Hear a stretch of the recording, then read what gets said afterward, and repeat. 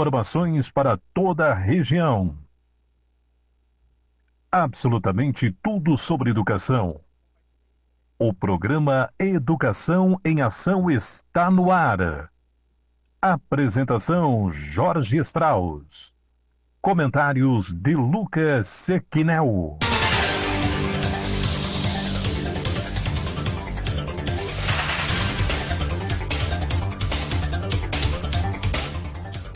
Muito boa tarde, Cocal do Sul e região. Estamos começando mais um Educação em Ação nesse sábado, 14 horas e 2 minutos. Muito boa tarde, Lucas. Boa tarde, Jorge.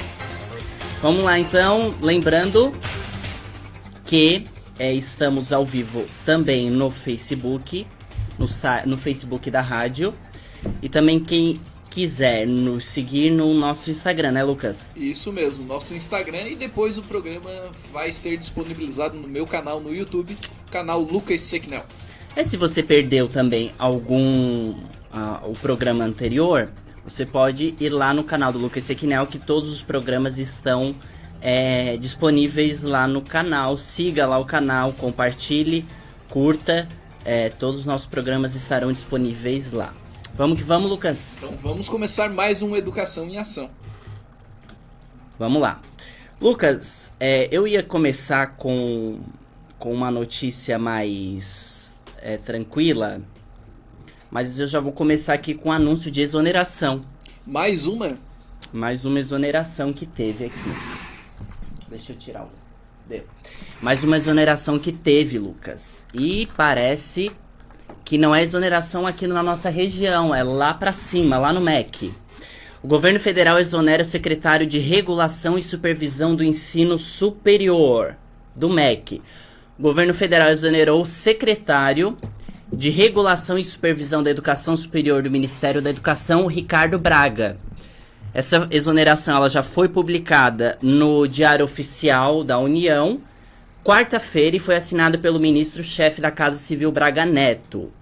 Ricardo Braga havia sido nomeado secretário especial de Cultura em setembro de 2019, que é um cargo que ele também tinha sido exonerado. Isso mesmo. E ele é economista, né? O Ricardo Braga tem carreira construída no setor financeiro, em gestão de pessoas, e já trabalhou no Banco Votorantim. Isso, no Banco Votorantim, e também sempre atuando no serviço privado e ligado à economia, né? No Endbank Brasil S.A. Braga também tem experiência na gestão de operação e investimento de certificado de gestor e administração de investimento. Na realidade, o que eu tô tentando entender não tem aqui um motivo da exoneração, Lucas. Não, na realidade, na notícia e também no que a gente pesquisou, não existe exatamente um motivo, né, especial. Mas o que me consome um pouquinho é que o Ricardo Braga eu já conhecia, porque na realidade eu gosto bastante de economia e a gente sempre fica analisando Sim. informações da CVM, né? Uhum. E no final das contas, quando eu soube que ele estava nesse setor do governo, eu até fiquei um pouco surpreso, porque desconhecia essa faceta dele voltado para educação, regulação. Sim. Tá certo que é conhecido por ser um bom gestor de Uhum. pessoas, mas na realidade com a educação nunca percebi nenhuma relação. Eu percebo que nas secretarias em geral, o que tem ocupado os cargos, experiência acadêmica na área da economia. Isso. Ou gestão de pessoas. Ou gestão de pessoas. Eu não sei se, por exemplo, um ministro de supervisão de educação superior, se um economista seria o ideal. Mas talvez se ele já tem experiência, porque ele já foi secretário especial de cultura, então ele já deve ter alguma experiência. Só que ele também foi exonerado no outro cargo. Isso, então começamos aí com uma exoneração de alguém que é muito importante para fundamentos da economia, ou seja, ele é alguém conhecido, mas realmente para a educação não faz muito sentido. Eu acho que ocupava uma cadeira que outro gestor de fim educacional poderia ocupá-la. Ô Lucas, a semana passada a gente não teve tempo, infelizmente, porque veio a doutora psicanalista conversar conosco.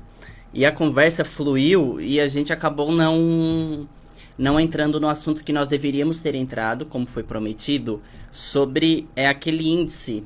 Lembra? Isso, sei. Eu acho que a gente tem que entrar hoje nesse assunto.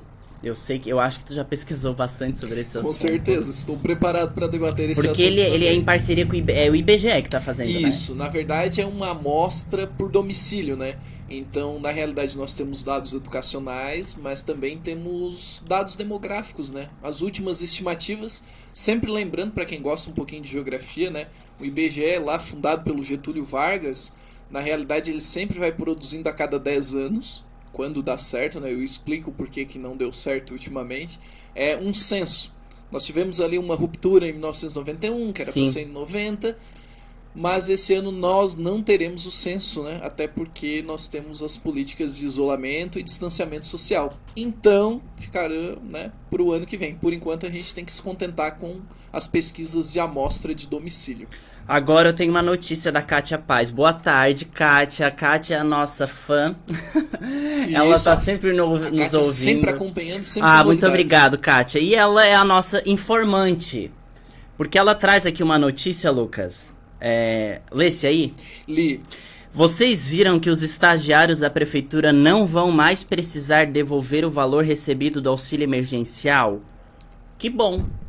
Exatamente. Na realidade, eu estava conversando com uma colega que é estagiária, não da área da educação, de outra área. E ela É estagiária. Estagiária, e ela explicando também que o que ocorre é que o estágio não seria configurado como um vínculo empregatício. Sim. Né? Então, no final das contas, a Prefeitura de Criciúma, impondo essa devolução, estaria descumprindo uma lei e, na verdade, descumprindo os parâmetros que regem, né, a carreira, supostamente carreira de um estagiário. Eu tava refletindo, porque assim, o estagiário, ele tava tendo esse debate, né? Se ele deveria ter ou não, porque ele tem um salário menor, né? Isso. Salário, quer dizer, muito menor. Só que também a carga horária é pequena, né, Lucas? Não é uma carga horária como se fosse alguém já formado. Isso, normalmente ronda de 4 a 6 horas, né? Sim. Sobre então não sei, Lucas. Claro, teve aquela época que, principalmente para os estagiários de Criciúma, foi diminuído o valor. Depois retornou a ser o valor como era antes. E aí agora, isso vem lá de cima, né? Eles não vão precisar devolver, que bom, porque os estagiários estavam sofrendo bastante, Lucas. Isso, na realidade, acometia os estagiários, né? E, por vezes, essa ideia de devolução desses valores também colocava os estagiários em uma situação comprometedora, Como né? que eles iam devolver também, né? Isso, ficava ruim, né, Jorge? Imaginar que muitos tiveram uma redução dos seus salários, Sim. Né? E, no final das contas, é um direito resguardado. Ou seja, não é um roubo de fato ou algo usurpado, né? Não está sendo retirado de outra pessoa que precisa. Sim. Na realidade, o que nós percebemos é que a fiscalização desse auxílio está sendo pecaminosa. Nós temos diversos problemas, né? Não só o que envolve essa polêmica com os estagiários de Criciúma ou estagiários do Brasil todo. Mas, Sim. enfim, nós temos pessoas do setor privado, do setor público, de carreira, né? Pegando esse auxílio emergencial. A Gisele Lima, apresentadora aqui do programa Amanhecer Sertanejo. Boa tarde, Jorge Strauss. Parabéns pelo programa, meu amigo querido. Uma boa tarde, Gi. Ela deve estar nos acompanhando. Boa tarde, Joana. Conhece? Joana Kokianski. Muito boa tarde. Maria Albertina Gabriel. Boa tarde. Bom, temos mais uma notícia, Lucas, que eu preciso passar. Conselho Nacional recomenda flexibilizar frequência para que os pais escolham sobre o retorno. Eu vi aí 2 diálogos essa semana, tanto do Conselho Nacional sobre flexibilização, tanto do ministro da Educação do secretário de Estado da Educação aqui, senhor Natalino Gioni, numa entrevista na rádio, dizendo que não tem que flexibilizar para os pais, que os pais não têm que escolher. Se o filho tem que ir para a escola, ele tem que ir, ponto. Será, Lucas? Na realidade, Natalino se pronunciou e logo após nós tivemos também essas questões que envolvem ordens federais, né? E no final das contas, o que nós percebemos é que há uma divergência muito grande. Ou seja, enquanto Natalino propõe que se as aulas retornarem não há possibilidade de escolha. Em âmbito federal me parece que seria outra proposta, ou seja, no final das contas os estados vão ter autonomia para desenvolver aí, né, o cumprimento da carga mínima. Lucas, a Kátia disse que devolveu, porque tinha muita pressão, então Kátia perdeu. Porque não ia precisar. A Kátia se mostrou muito honesta cumprindo aí o protocolo que foi proposto pela prefeitura, né? Bom, vamos falar do Conselho Nacional. Segundo o documento do órgão, que ainda precisa ser homologado pelo MEC, os sistemas eles têm que avaliar novas formas de controle de frequência escolar para os pais que optem pela continuidade das atividades não presenciais em cada situação. A conselheira e relatora do parecer, a Maria Helena Guimarães de Castro, ela diz que a recomendação é que a flexibilização seja avaliada não só para os alunos de grupo de risco, mas sempre que a volta às aulas presenciais possa se tornar problemas para a família. A gente sabe, né? Cada família tem... temos muitos alunos aí que moram com os avós também, então a legislação brasileira, ela obriga a matrícula e frequência lá dos 4 aos 17 anos. Ao mesmo tempo, a legislação obriga o ensino, mas também a liberdade aos responsáveis, né? Isso mesmo. Então, não sei, Lucas, o que depois da decisão, segundo a conselheira lá do conselho, entende que cabe aos sistemas de ensino, cada sistema de ensino, definir como vai controlar a frequência. Isso, na realidade, novamente, nós temos um ponto de divergência com o secretário Natalino. Enquanto o Natalino propõe essa ideia de que o cumprimento presencial será obrigatório, salvo aí por casos de doenças autoimunes ou casos comprovados, me parece que em âmbito federal nós vamos ter maior flexibilidade. Eu creio que Natalino vai voltar atrás, né, e também nós não temos certeza alguma. Não sei se vai voltar atrás, não ele será geralmente a primeira não vez. volta. Não será a primeira vez que ele teve que voltar atrás, mas vamos esperar os próximos capítulos dessa odisseia, né? Financeiro nunca volta atrás, né? Não, financeiro questão não, salarial, 12%, quer dizer, 12 não, quase 18%. Naquele primeiro episódio do programa que nós recebemos o Enio, né? O Enio Leonardo, que é o coordenador regional aqui do Sint, ele colocou as várias canaletas, né, que existem que proporcionaram essa tamanha defasagem no salário do professor na rede estadual, né? Então, depois que ele veio aqui, tu acredita que ele foi entrevistado na foi, TV? Né? Ficou ainda mais popular, mais foi famoso. Lá na RTV, o Mastella me ligou. Disse assim, sabe alguém aí que para falar bem do assunto sindicalista se conheço? Conheço o senhor Enio Leonardo. Saiu, foi muito bem. Bom, Lucas, mas vamos ver. Aqui diz que o descumprimento ele pode levar à responsabilização judicial dos responsáveis. Eu acredito que o Natalino Johnny pegou essa frase e levou em consideração isso para o pronunciamento, né? A gente sabe que ainda é considerado no Brasil, a educação do nosso estado ela é muito boa. Né? Em comparação a muitos outros estados, nós somos privilegiados até. Os indicadores mostram um desempenho superior à maior parte dos estados brasileiros. Um desempenho fantástico. Mas essa fala, eu fui atrás e sobre essa fala do secretário. O que ele quis passar a informação foi mais ou menos assim, Lucas, de que os alunos... Se o decreto lá de setembro ele não é revogado, não é criado outro decreto e é obrigatório retornar às aulas, os pais não têm que escolher se vão voltar ou não. Mas os prefeitos, eu percebo que a questão agora de prefeitura, o pensamento é muito diferente. Eu percebo que a prefeitura de Criciúma, por exemplo, o senhor Clécio Alvaro, ele já traz aí uma linha de que os pais que vão decidir. Isso mesmo. Assim, uma certa autonomia. Eu acredito que cada escola conhece a sua comunidade, porque a gente tem que diferenciar uma escola estadual aqui de Criciúma, de Cocal, de Uruçanga, para uma escola estadual de Florianópolis. Ou de Mafra, ou de Canoinhas, enfim. É uma comunidade escolar muito diferente, Sim. né? A questão de saúde, por exemplo, de Laguna. Laguna, os índices de coronavírus é muito maior do que aqui de Cocal, por exemplo. Com certeza. Né? Então, uma escola estadual lá de Laguna... É complicado. Eu acho que o Conselho Nacional tá certo nesse sentido, de deixar flexibilizar no sentido de cada unidade escolar decidir.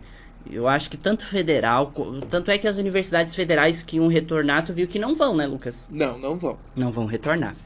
Terezinha Lúcio, muito boa tarde. Ela diz aqui que é a nossa super fã. Então tá, uma boa tarde, Terezinha Lúcio. Mas não estamos sozinhos hoje, estamos com a doutora. Eu vou repetir. Eu repito que eu gosto de chamar a pessoa de doutora quando ela tem doutorado. Estamos hoje aqui com a doutora Graziela Fátima Giacomaso, graduada em Pedagogia, especialista em Psicologia Escolar, mestre em Doutora em Educação, atualmente coordenadora do setor de Educação à Distância. É isso? É isso. Pode chegar um pouquinho mais perto do microfone, um pouquinho mais pro lado, por gentileza? Eu consigo falar com a máscara? Pode falar, pode. não tem problema. Tá. Então, Muito boa tarde, seja bem-vinda. o prazer é meu. Em primeiro lugar, eu queria parabenizar vocês pelas pautas, né? Fiz um trabalho didático de ouvir as pautas anteriores e acho que é fundamental essa interlocução, né? Com a sociedade, trazendo pessoas que têm um conhecimento, né? Nesse momento que a ciência é tão atacada, eu acho que a gente precisa muito ouvir as pessoas que têm um conhecimento, que estudam, né? Eu gostei muito da entrevista acho que é uma psicanalista que esteve A doutora Maria Cristina Carpes. E é do campo, é da área. Não dá pra gente negar, né? E não fazer essa interlocução com as pessoas que fazem pesquisa nos seus campos de atuação. Então, eu sou a professora Graziela, né, da Unesc. Atualmente, eu sou a coordenadora pedagógica da educação à distância da universidade, mas sou professora nos cursos de licenciatura, especialmente no curso de pedagogia, tanto presencial como à distância, e no programa de pós-graduação em educação. Então, né? eu soube, um passarinho verde, sabe, Sim. me contou que o nosso amigo... Gente, primeiro, a gente tem que parabenizar... A gente precisa falar sobre isso. Precisamos falar sobre isso. A gente tem que parabenizar que nós temos um comentarista, gente, que é mestre em educação. O Lucas Sequinel apresentou o mestrado agora. Foi semana passada? Não, faz 2 semanas. Eu tô bem informado. Faz 2 semanas que ele apresentou e foi qualificado como mestre em educação. E eu soube, e foi coincidência. Quando eu convidei a doutora hoje aqui pra nossa conversa aqui no programa, eu não sabia que a doutora Graziela foi a orientadora do Lucas no mestrado. Então estamos todos em casa aqui, né? Sim, inclusive é a primeira vez que eu me encontro Assim. Nesse ano, né, professora? nesse ano presencialmente, né, com o Aham. meu orientando, depois de uma defesa e uma banca qualificadíssima. Ó, eu imagino. E aproveito então, não posso abraçá-lo, né? Mas eu acho que é isso, sabe? Que é poder ver que isso se estende para além da educação da sala de aula. E acho que a mídia, a rádio, né? A web rádio, é um exemplo disso, talvez, do que nós vamos falar, né? Porque quando a gente entra na cultura digital, muito se dizia que a rádio ia ser extinta, né? Em função da internet, das redes sociais, e ela se reconfigura, né? E acho que cria esses espaços alternativos democráticos, Sim. de acesso. Então, eu estou muito bem aqui e especialmente em saber de pessoas tão qualificadas, de comentários tão qualificados. A gente sabe que a educação ela tem uma engrenagem. A engrenagem da educação, ela é muitas vezes mal vista. E aí a engrenagem ela não funciona, né? Porque falta investimento, né? Para essa engrenagem girar. Investimento não em dinheiro apenas, né? Mas em qualidade. E quando nós trazemos aí pesquisas, nós, quando vamos fazer reunião da pauta, a gente gosta de sentar e conversar para saber esse tema que a gente vai trazer, que campo de pesquisa, que campo científico, né, ela pode abarcar essa temática. E exatamente semana passada, quando nós íamos falar sobre identidade de gênero, e falamos também sobre a saúde mental dos professores, a doutora Maria Cristina Carpes, um abraço a ela, ela é mestre e doutora em ciências da linguagem, né? Então, nós, quando fomos sentar para analisar, nós vimos que ela é uma pessoa extremamente qualificada, né, para abordar o assunto. E hoje, como o nosso assunto é sobre desafios da educação superior na pandemia, independente, presencial ou EAD, eu acho que tanto as duas áreas, elas têm os seus próprios desafios, né? Tem. Que desafios agora, eu vou dizer de março para cá, os principais desafios que tanto universidade ou provavelmente outras instituições têm destacado como os principais? Eu acho que, bom, nunca pensamos que viveríamos um momento igual. Então, tudo que se fala, e eu vi você falando sobre a dificuldade, né, de orientar as escolas, por exemplo, né, do Ministério da Educação, enfim. Apesar que eu acho que em relação ao Ministério da Educação, não é uma desculpa, sabe? Dizer, cada um faz do seu jeito, essa flexibilidade é importante, mas não é uma resposta que a gente espere do Ministério da Educação. Então, quando ele diz isso, é porque ele não tem uma resposta para dar. E, tecnicamente, nós estamos há mais de 14 meses sem o ministro da Educação. Né? 14 meses. Foi assunto aqui nosso. Sabe? Então, assim, para além da pandemia. Então, eu acho que o grande desafio foi, no primeiro momento, como que nós vamos manter a interação. Como que a gente vai continuar se comunicando com os nossos alunos. Eu acho que esse foi o primeiro grande desafio. Né? E como pesquisador, isso tem sido um laboratório ao vivo para mim, né? E faço críticas muito pontuais em relação aos professores, à escola, aos pesquisadores e à universidade, não especificamente, mas como um todo, né? Se nós pegarmos a história das tecnologias na educação, e esse campo de pesquisa, elas iniciaram início dos anos 70, as primeiras pesquisas. Nós temos muitas políticas públicas de informática na educação. Nós temos uma rede de núcleo de tecnologias educacionais. E por que isso nunca saiu do papel? Por que isso teve descontinuidades? Por que os professores foram pegos de surpresas? E muitas vezes sem saber o que fazer. E por que em pouco tempo todo mundo foi para o digital, todo mundo se adaptou de alguma forma, todo mundo está aprendendo e todo mundo está fazendo a coisa acontecer? Porque tem uma questão que é a necessidade, né? Talvez os professores antes não vissem a necessidade de se apropriarem das tecnologias nos processos de ensino-aprendizagem, porque talvez desconsideravam a cybercultura, que é o momento atual que nós estamos vivendo no século XXI. Ou seja, todas as nossas relações, elas passam pelas relações com os objetos técnicos no nosso cotidiano. Mas a gente não enxergava isso, né? Tão claro como está enxergando agora, né? Tão claro como está enxergando agora. Então, acho que o grande desafio foi botar tudo no digital. Foi uma reengenharia. Em pouco tempo, né? Em pouco tempo, né? Eu vi um programa de vocês aqui também falando sobre o Estado, né? Que o Estado, vários webinars e loucura, né? Falar em webinar, teremos uma... Veio certificado para mim.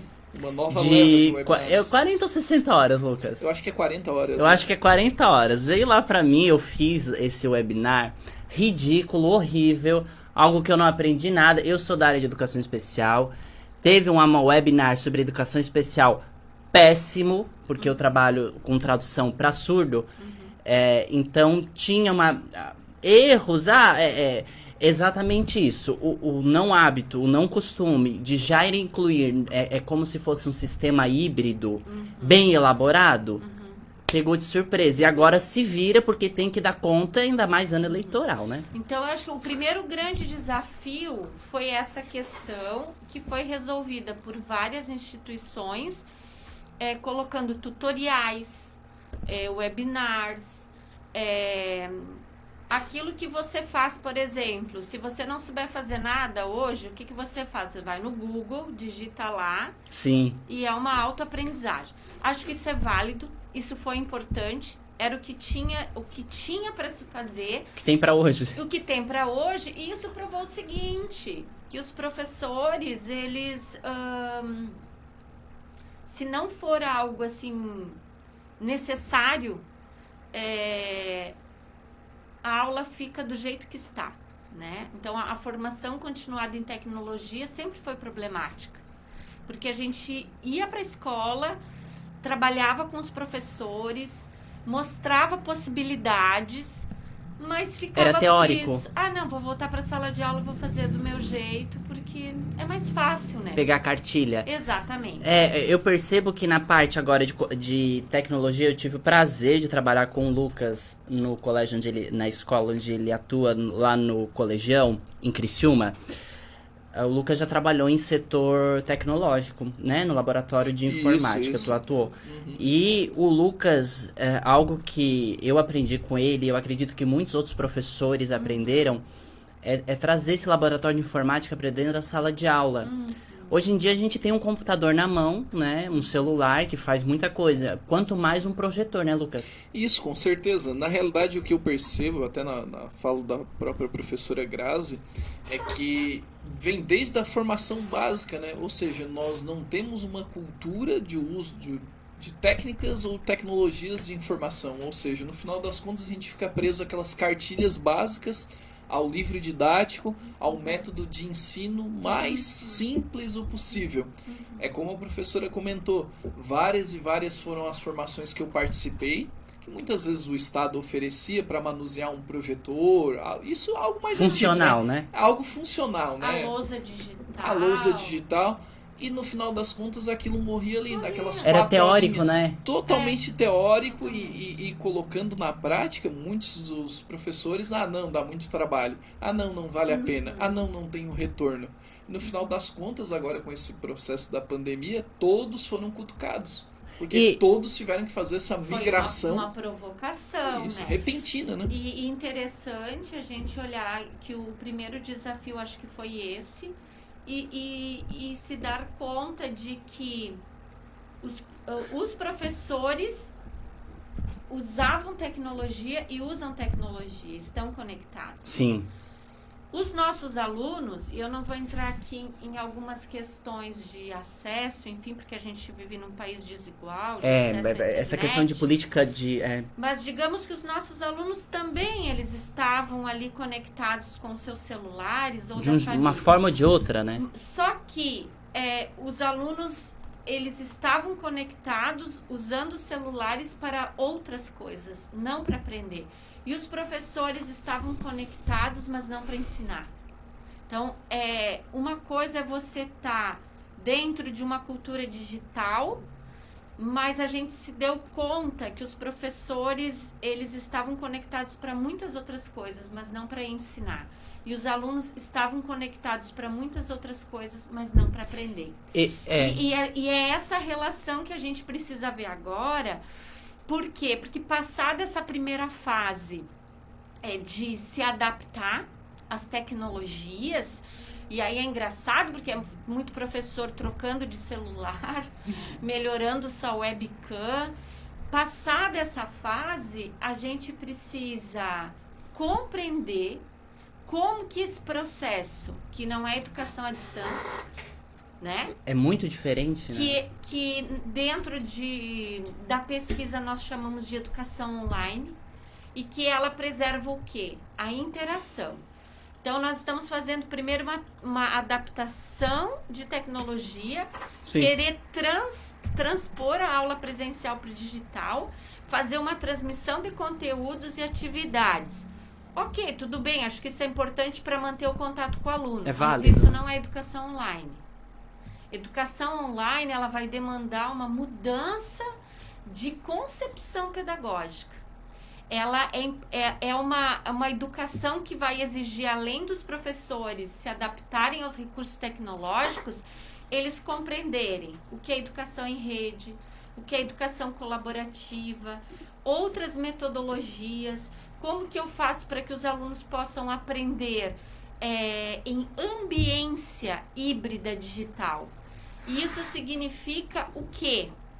Que eu considero tanto o espaço físico como digital. A sala de aula, ela se expande. Só que para isso, os professores estão sendo capacitados num formato EAD, digamos assim, pelo Estado, 100% pelas EAD, universidades. É. Mas não é para dar EAD, é para fazer Tanto é que outra coisa. o nome... Então, nós estamos vivendo assim, ó, num descompasso ainda, Sim. que vai necessitar de uma compreensão um pouco maior das instituições do que é educação online.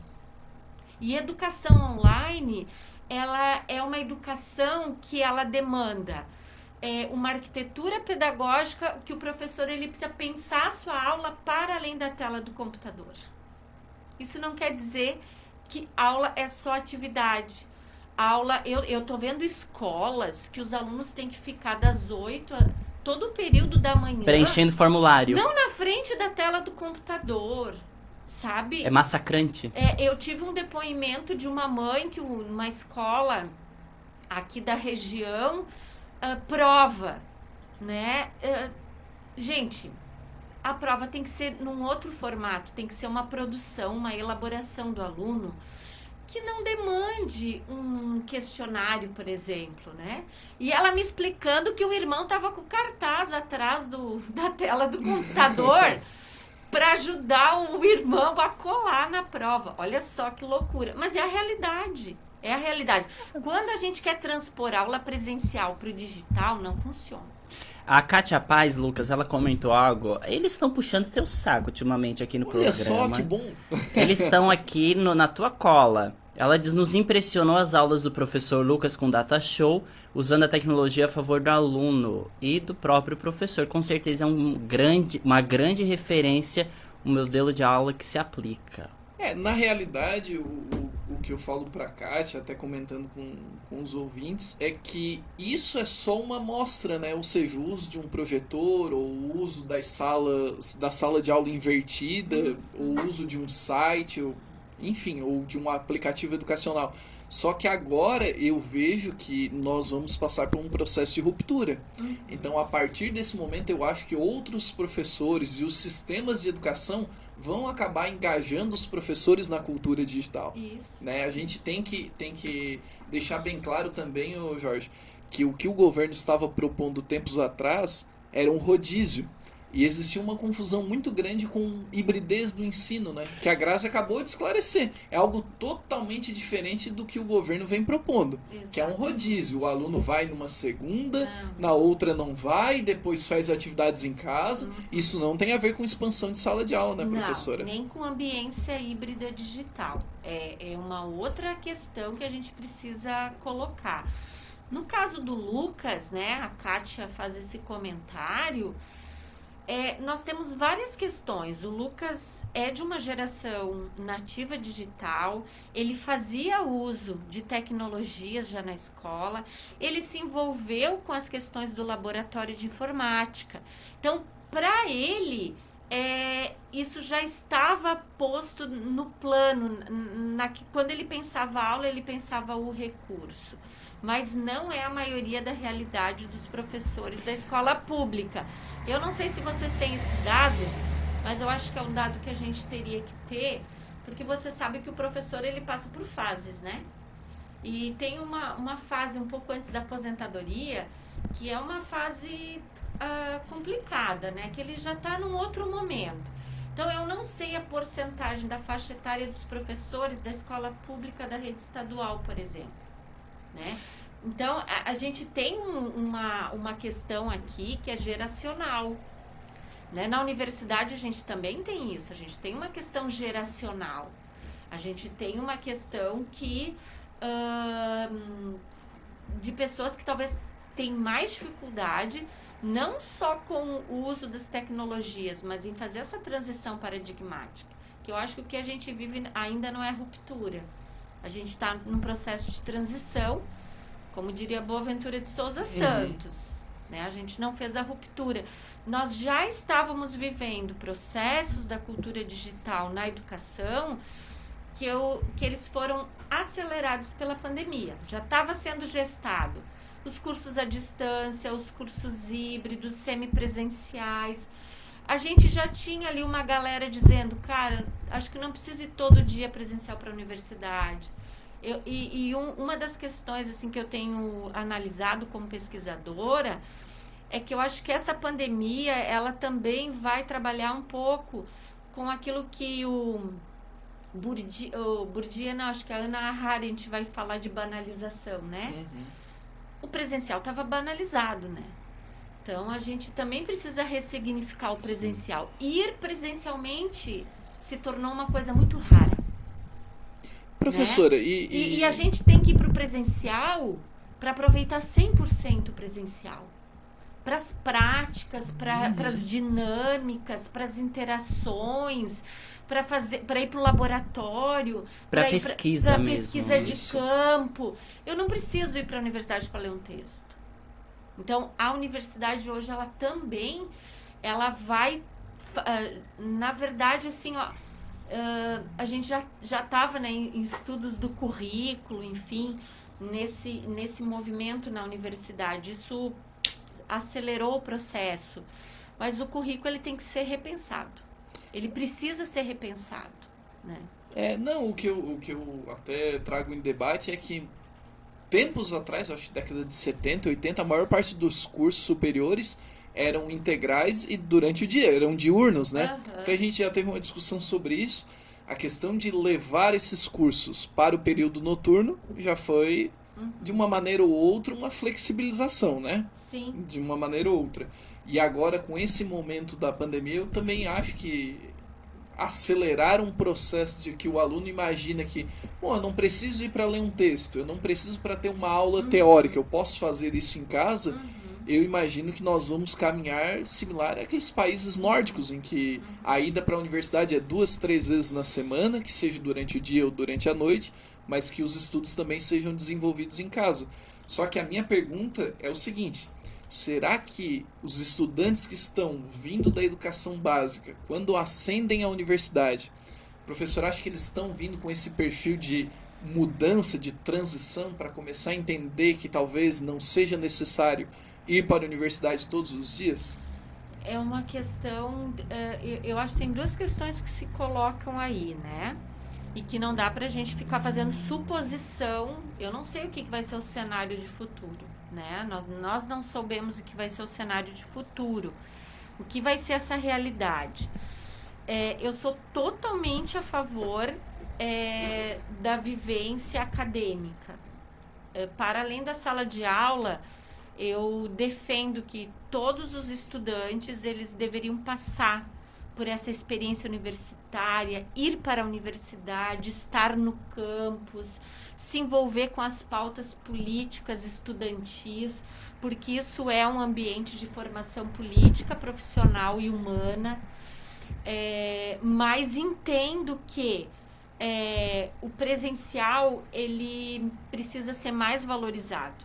Ele precisa ser um presencial onde realmente a gente vai dentro de um projeto, de um currículo que suporte essa vida no campus, para além da sala de aula.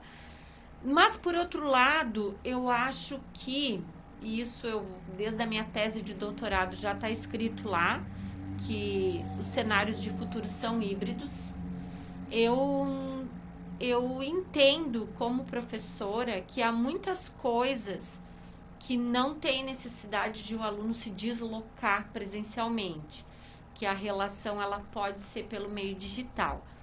Mas eu acho que o que tu trazes, Lucas, principalmente para os alunos que estão saindo do ensino médio, eu acho que você está falando de autonomia, disciplina e maturidade. Isso mesmo. Não, eu não acho que não tem.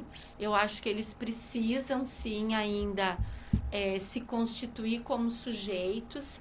Quando os alunos chegam do ensino médio da universidade, é muito engraçado, assim. Consegue perceber bem quem são, né? Sim, porque eles não, assim, fica esperando o professor, não fica esperando o professor. Você tem um cronograma, você tem seus horários de aula e diferente da escola, né? A realidade é diferente. É diferente. Se você vai para a sala de aula ou não, é um compromisso seu. Eu, professor, eu não vou ficar, né?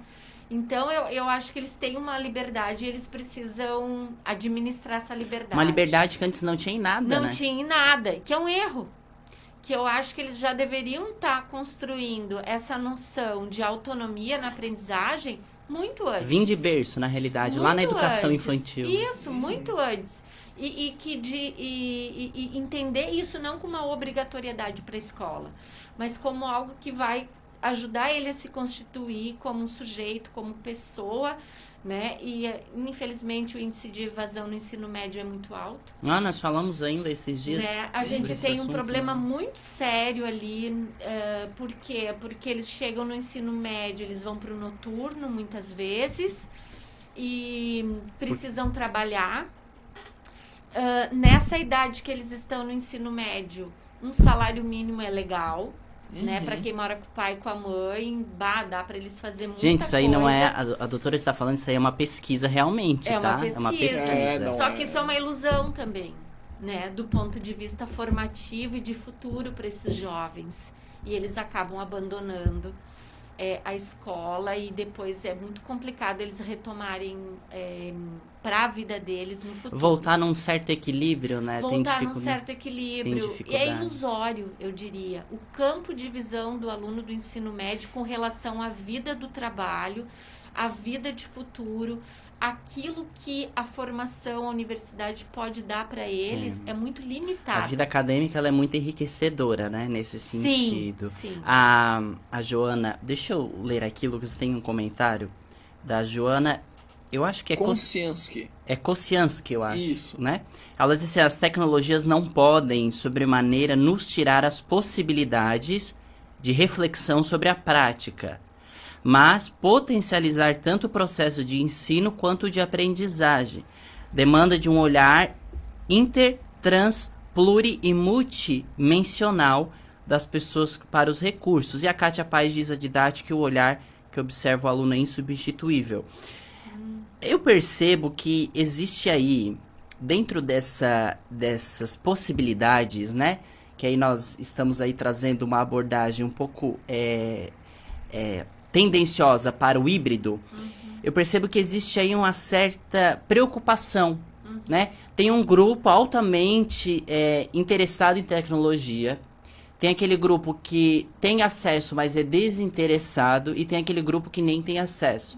Eu acredito que a conversa entre esses grupos está muito difícil hoje em dia, né? Ela tá difícil, mas ela mudou.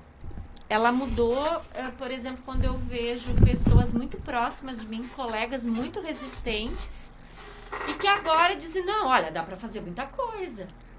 Isso tá legal, né?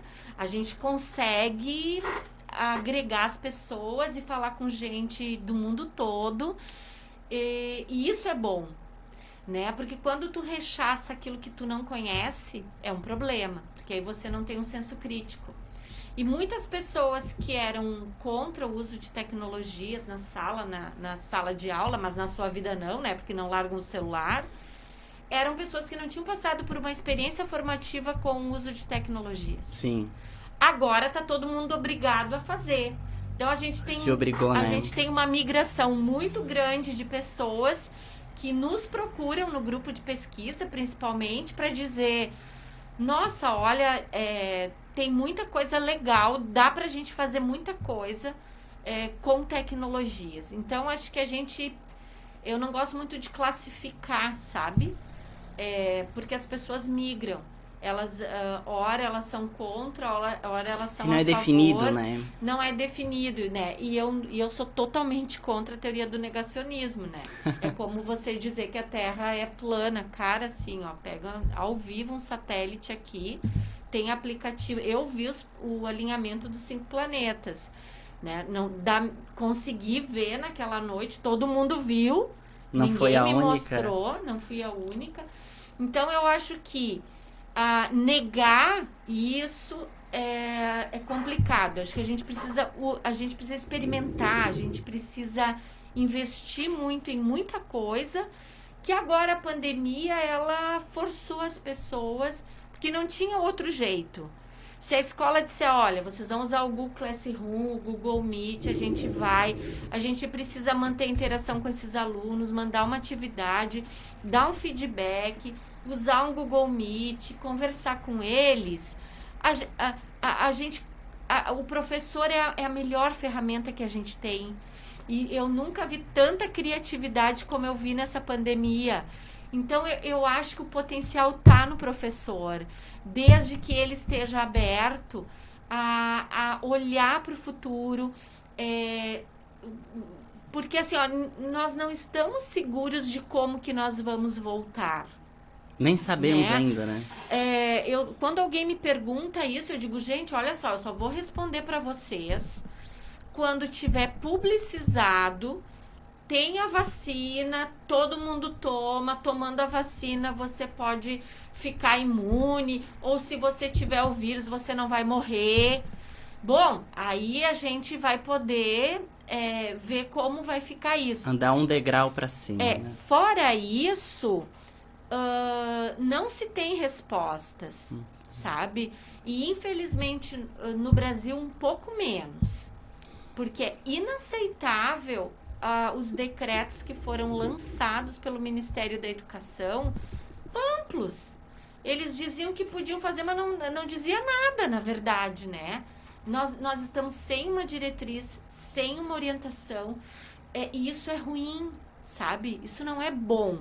A flexibilização, ela é importante porque cada caso é um caso, cada escola é uma escola. Cada comunidade, eu acho né? que uma coisa que você falou aqui foi importantíssima, né? A escola tem que conhecer os seus alunos. A escola tem que conhecer a sua comunidade. Quanto mais eu conheço os meus alunos, mais eu consigo pensar em estratégias, né? Que façam efeito real, né? Que façam efeito. Por exemplo, eu tenho uma orientanda que ela é coordenadora, né, no bairro da Juventude. É outra realidade. A necessidade é tudo. Desde a rede elétrica, eu não estou falando nem da internet. É algo básico, né? Então, nós temos vários cenários, né? E então eu acho que a primeira questão é a gente focalizar que a melhor tecnologia que a gente tem é o professor ainda, sabe? Porque eu vi muita coisa legal, eu vi muita criação, eu vi muita gente muito inventiva nesse momento da pandemia. Eu percebi algo positivo. Semana passada a gente comentou. Eu ainda falei, a doutora psicanalista comentou o processo de saúde mental dos professores, porque a gente sabe que a pandemia afeta também professores, né?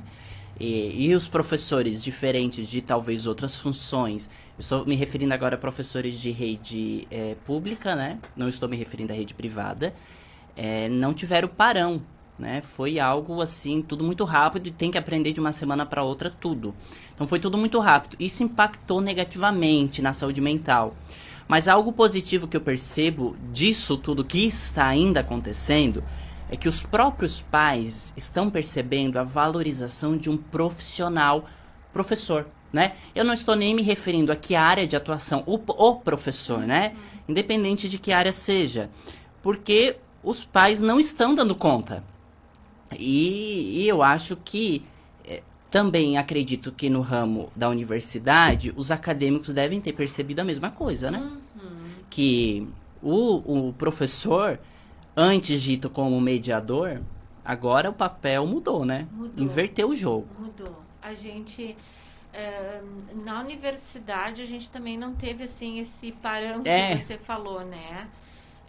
E aí eu não estou comparando universidades, porque dependendo da natureza da universidade são outras realidades, né? Eu como professora numa universidade comunitária, como a Unesc, e a gente já vinha há mais tempo também tendo experiência com o uso de tecnologias, isso também fez toda a diferença. Mas a gente percebeu, assim, que esse olhar sobre o papel do professor, ele foi importante, né? A pandemia, ela também nos deu visibilidade para muitas coisas, né? Para muitas coisas sociais. E eu acho que o professor, ele também foi necessário, assim, compreender a importância dele nesse processo. Que não é só a questão do conteúdo, mas é a relação que você estabelece, a falta que os alunos sentem da sala de aula, dos colegas, da universidade. E uma coisa assim que eu preciso deixar claro aqui, né? Eu trabalho com tecnologias, mas uma questão é a educação básica, outra questão é o ensino superior. Né? Educação básica, para mim, é fundamental a presencialidade. Não é um espaço só de conteúdo, mas de formação humana, de relações, de sociabilidade. Cidadania, né? Se tu perguntar para os alunos, eles gostam de ir para a escola. Ir para a escola é o maior barato, né? Às vezes eles não gostam de estudar, mas ir para a escola... O ambiente. O ambiente é importante, né? Tem amigo, tem... Tudo é vida, a escola é vida, né? Então, isso a gente não pode abrir mão de forma alguma. A gente vai ter que encontrar as estratégias de como que a gente vai fazer isso até nós termos um momento seguro em termos de uma vacina, de um controle do vírus. Universidade, a gente já lida com um público que tem uma outra, já passou por esse processo formativo, tem essas ausências agora no momento de pandemia, mas eu acho que dá para administrar melhor do que a turma que é dessa geração da educação básica. É diferente, mas não são excludentes. Essa ambiência híbrida, ela não exclui o físico nem o virtual. É um encontro desses dois lugares. Né? Se completam. Então, acho que isso é uma coisa que a gente precisa deixar muito claro para os professores. Agora, eu acho que os professores, o que a gente pode aprender com isso tudo, né? Eu sempre coloquei isso para os meus alunos. Eu esperava que a educação e os educadores sempre fossem vanguarda em relação às tecnologias. Porque eu vi, assim, que em outros espaços isso era muito mais fácil de se adaptar. E parece que a escola, e eu não estou dizendo que a escola é igual, a escola é diferente, ela é uma instituição diferente porque ela trabalha com formação humana, a escola é muito crítica, a escola é muito reflexiva, né? Se a gente pegar Paulo Freire, né? A gente reflete muito sobre os processos, mas a gente não pode demorar tanto para fazer uma relação, uma interlocução com o mundo, com a sociedade, com aquilo que está ali. Então, eu sempre desejava que os educadores, eles é que tinham que ser os primeiros a se apropriarem das tecnologias. Eles é que tinham que ser os fazer primeiros a frente, a né? fazer a frente. O Lucas comentou, até eu lembro, Lucas, quando o Estado começou a mexer para trazer tecnologia. Teve uma dificuldade, porque a gente sabe que aí a gente está falando agora de escola pública, né? Eu vou trazer um pouquinho para a escola pública. Tem uma dificuldade ali em questão de chefe, sabe? E funcionário. Uma questão muito delicada ainda. E aí quando o Estado ele começou a meio que impor e dar o aval para a tecnologia, esses professores que deveriam ser a vanguarda foram os primeiros a ir contra, não foi, Lucas? Isso, justamente, excluindo aí as políticas educacionais como um Proinfo, mas passando para uma mais recente. Nós tivemos os episódios que envolveram os tablets da Positiva aqui no estado de Santa Catarina. Mano. Precisamente em 2012. Eram materiais de razoável qualidade, mas para 2012, eu inclusive tenho o meu ainda. Só que o que eu coloco funciona até razoavelmente. Assim, o que eu coloco é que muitos profissionais pegaram o tablet, era em prorata, né? Ou seja, você pode usar a vida toda, né? Devolve um dia que for a aposentadoria. Mas muitos profissionais pegaram esse tablet e devolveram no mesmo momento. Nem quiseram ligar. Entende? Então essa resistência, essa não obrigatoriedade, nós tivemos um episódio aqui do programa que nós trouxemos um professor da rede privada.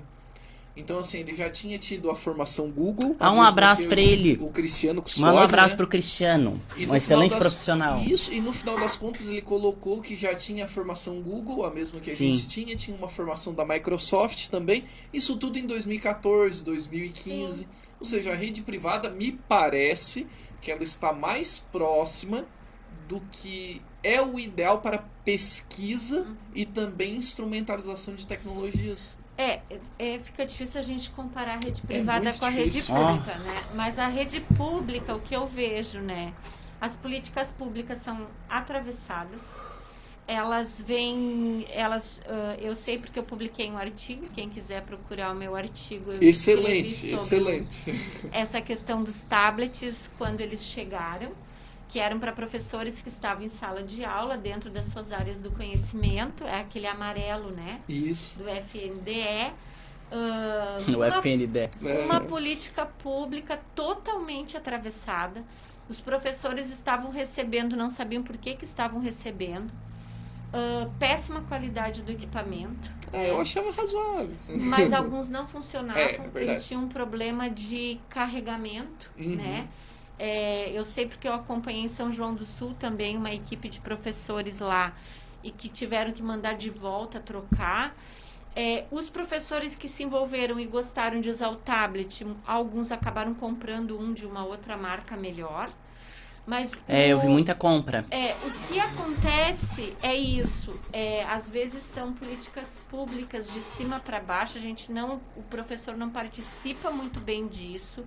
Elas chegam muito instrumentalizadas na escola. Não basta eu dar um tablet e dizer para você como você liga e usa.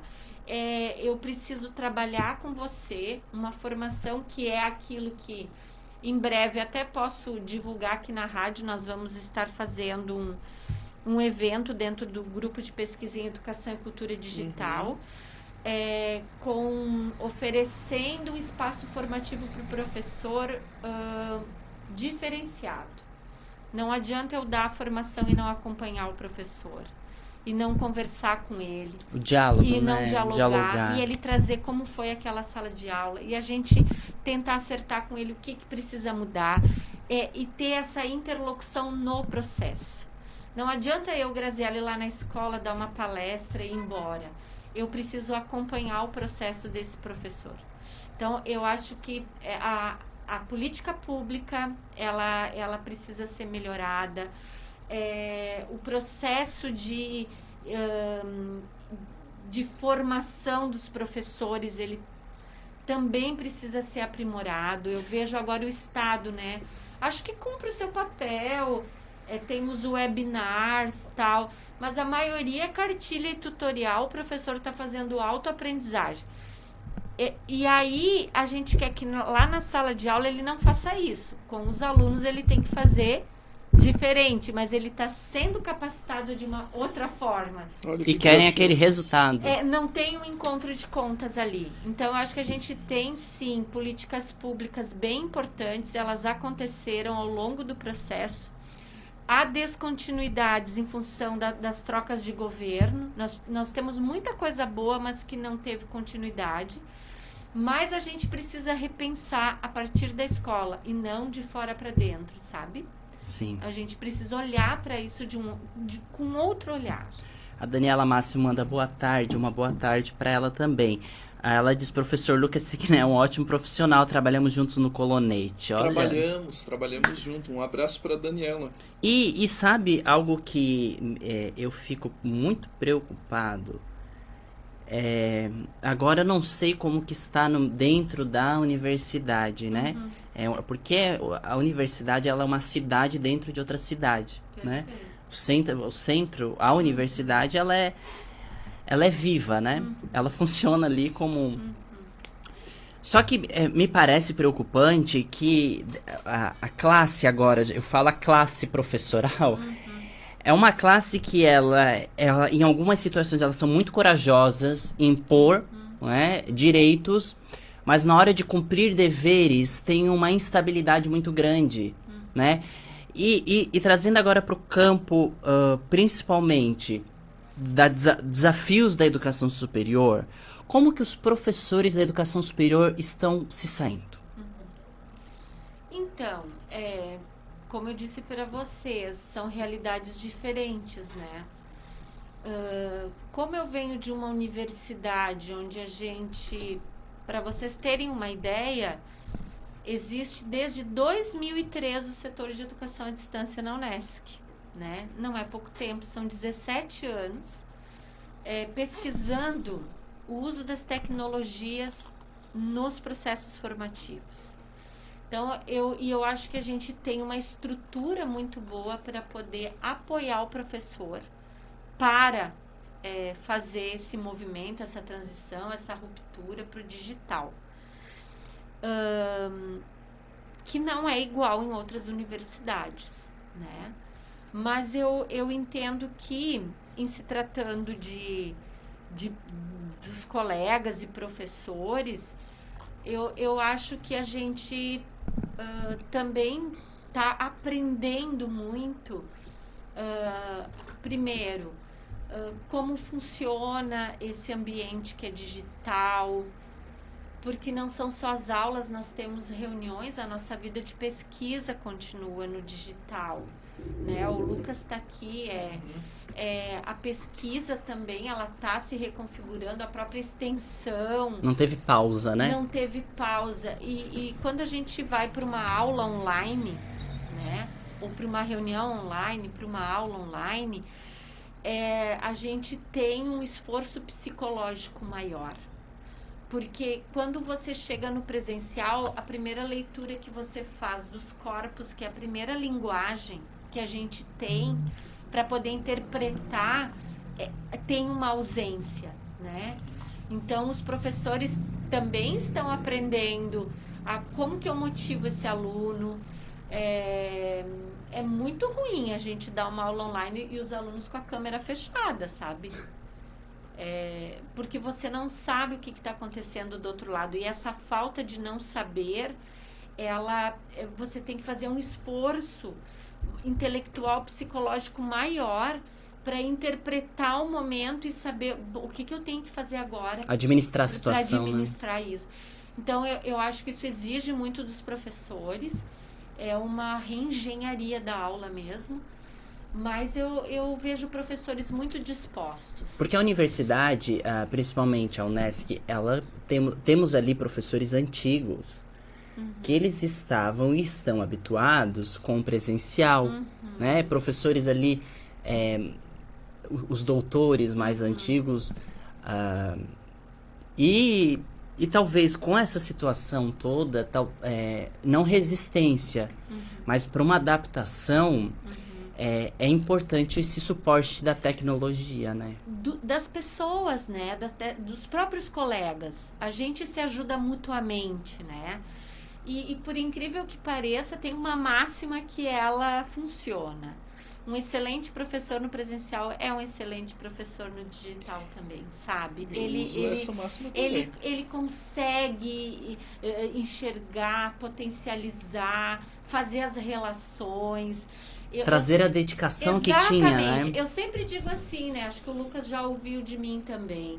A tecnologia por si só, ela não vai mudar uma concepção de aprendizagem, uma concepção de aula. Não vai. Por estar ali, né? O professor que é tradicional, ele vai continuar sendo tradicional com o uso de tecnologia. A gente só vai reforçar. Então, isso é interessante, né? E eu acho que talvez essa questão geracional dos professores, no início, é a adaptação com a ferramenta mesmo. Mas o professor que tem o domínio sobre o conhecimento, sobre o conteúdo que ele ministra, ele mais do que ninguém, ele consegue enxergar fronteiras. Ele consegue trazer para o digital exemplos.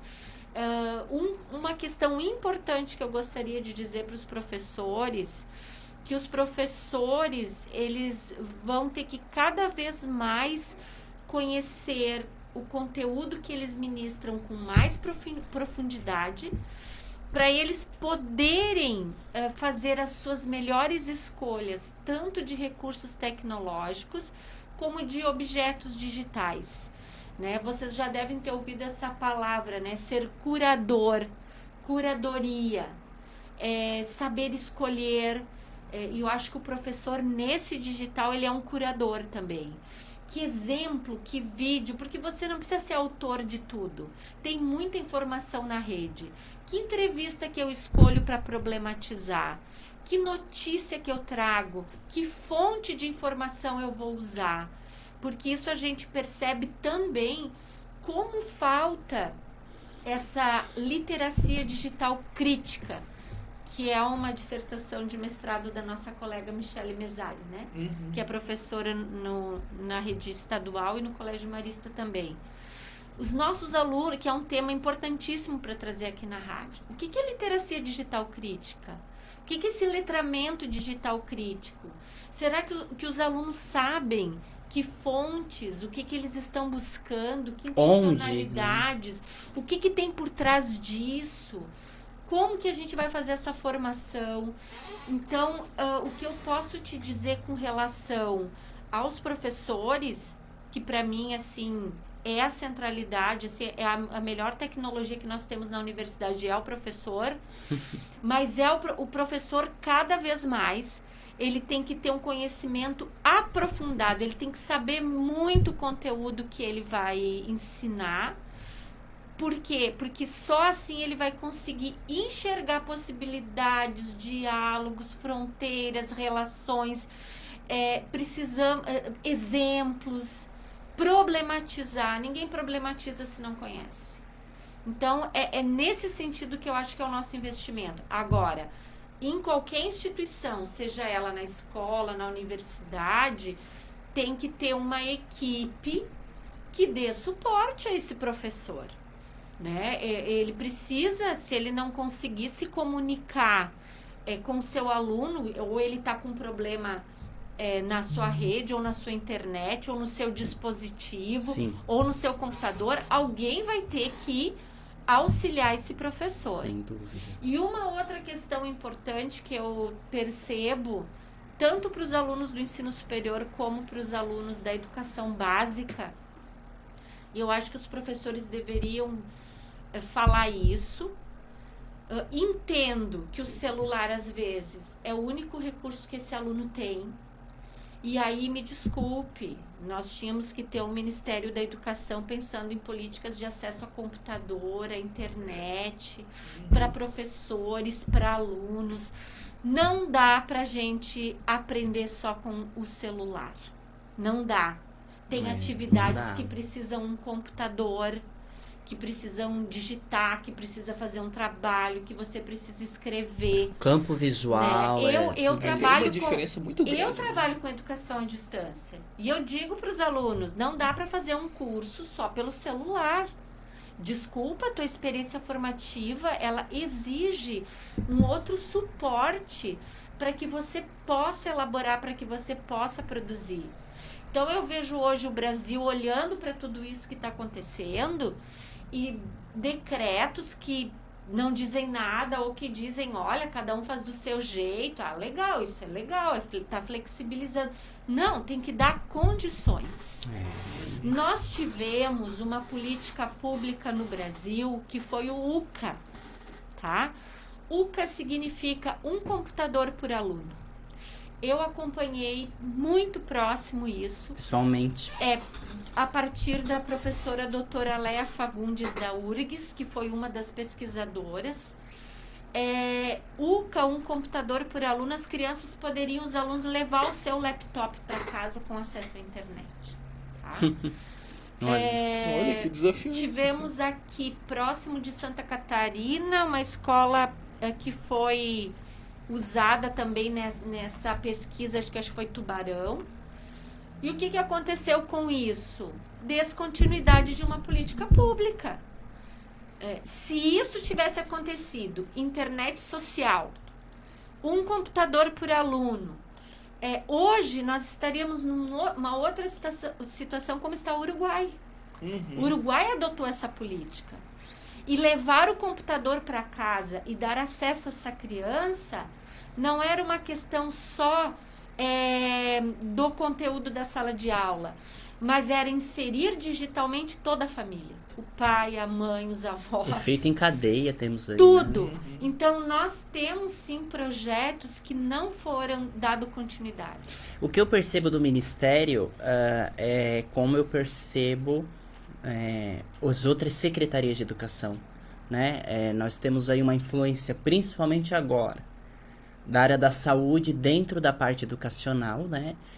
Ainda comentamos isso, eu acho que tem uns 3 programas quando trocou o ministro, a segunda Trocou troca pela ali, terceira ou quarta vez, né? nem sabe, a terceira troca ali, eu mencionei, uma das grandes dificuldades da educação agora é que nós não estamos sendo regidos pela educação, estamos sendo regidos pelo sistema da saúde. Perfeito. E o sistema da saúde é necessário, óbvio, principalmente agora, na época de pandemia, só que não tem o apoio, o aporte aí, tanto de tecnologia educacional, que é diferente, quanto de didáticas educacionais para os sistemas. Eu acredito que um dos grandes problemas nossos, também a doutora pode mencionar, seja justamente esse, né?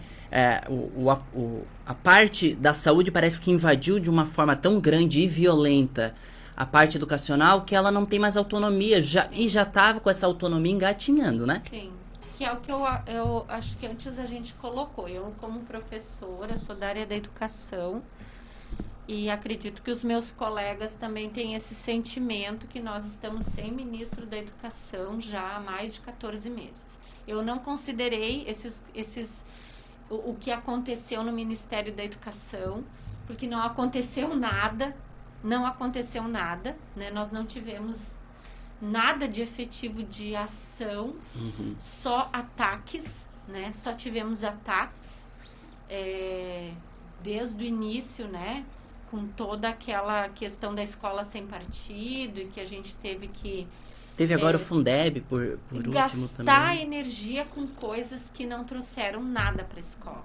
Então, estamos sem diretrizes. Nós precisamos... Por que o Ministério da Saúde está ditando as questões da educação? As normas, as né? normas, que isso para nós, assim, quando eu olho isso, parece uma distopia, né? A gente está vivendo uma distopia ficcional, nem no melhor filme de ficção científica que eu assisti. Poderia produzir tanta distopia quanto a gente está vivendo na educação, mas isso é reflexo que nós estamos desassistidos, nós estamos sem uma diretriz educacional. Era de se esperar isso, né? E quando você começou o programa, no início, você falou assim, olha, uma das questões importantes disso tudo é que os pais estão valorizando os professores. E estão, isso, né? É verdade. Tem mães que dizem assim, não, eu não vou ensinar química, nem física, nem eu não aprendi, não quero. Não lembro, não. Pelo amor não de Deus, volta à escola. Mas ali tem uma coisa importante para a gente pensar, muito importante para a gente pensar, o lugar do professor, sabe? A gente precisa olhar para isso e aproveitar esse momento também, né?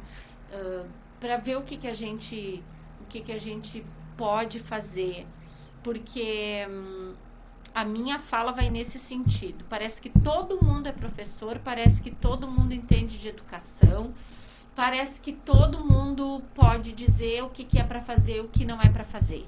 Agora, você não vai num consultório de um cardiologista dizer o que ele vai fazer, que exame ele vai pedir e que medicação ele vai te dar. Agora, educação, todo mundo entende. Pode todo botar mundo, o dedo. Todo mundo é professor. Todo mundo dá um palpite. Todo mundo dá um palpite. Eu sempre digo assim para os meus alunos no curso de pedagogia. A gente tem que saber muito bem o que a gente tem que estar fazendo. Você tem que dominar muito bem assim, os seus conteúdos, o seu plano de aula, o seu planejamento. Porque quando alguém chegar de fora, um pai e uma mãe disser, eu não concordo com esse livro ou esse texto que você indicou para o meu filho ler. E hoje em dia tem muito isso. Não dá, você tem que ter os argumentos pedagógicos e com toda domínio, a autoridade, dizer, não, a escolha foi feita por isso. Domínio técnico, né? Domínio técnico, domínio do conhecimento científico, domínio do conhecimento cultural, domínio do conhecimento didático do que você está fazendo. Porque senão todo mundo vem e você, a mãe falou, eu vou trocar. Não, não vai trocar. Você tem que saber por que você fez isso, porque... Então, assumir essa autoridade de professor. Aproveitar esse momento que a escola, que a família está olhando e dizendo, não, realmente o professor que é autoridade nesse assunto. Como dizia uma criança, né, que viralizou na internet, que mandou um áudio para uma professora, né, e disse, olha, a minha mãe não tem esses modos de professor. Esse jeito de professor. Esse jeito. As crianças percebem. Do jeito delas falarem. Então, acho que isso é uma questão. E quando você diz, por que a saúde está se metendo? Porque todo mundo se mete na educação.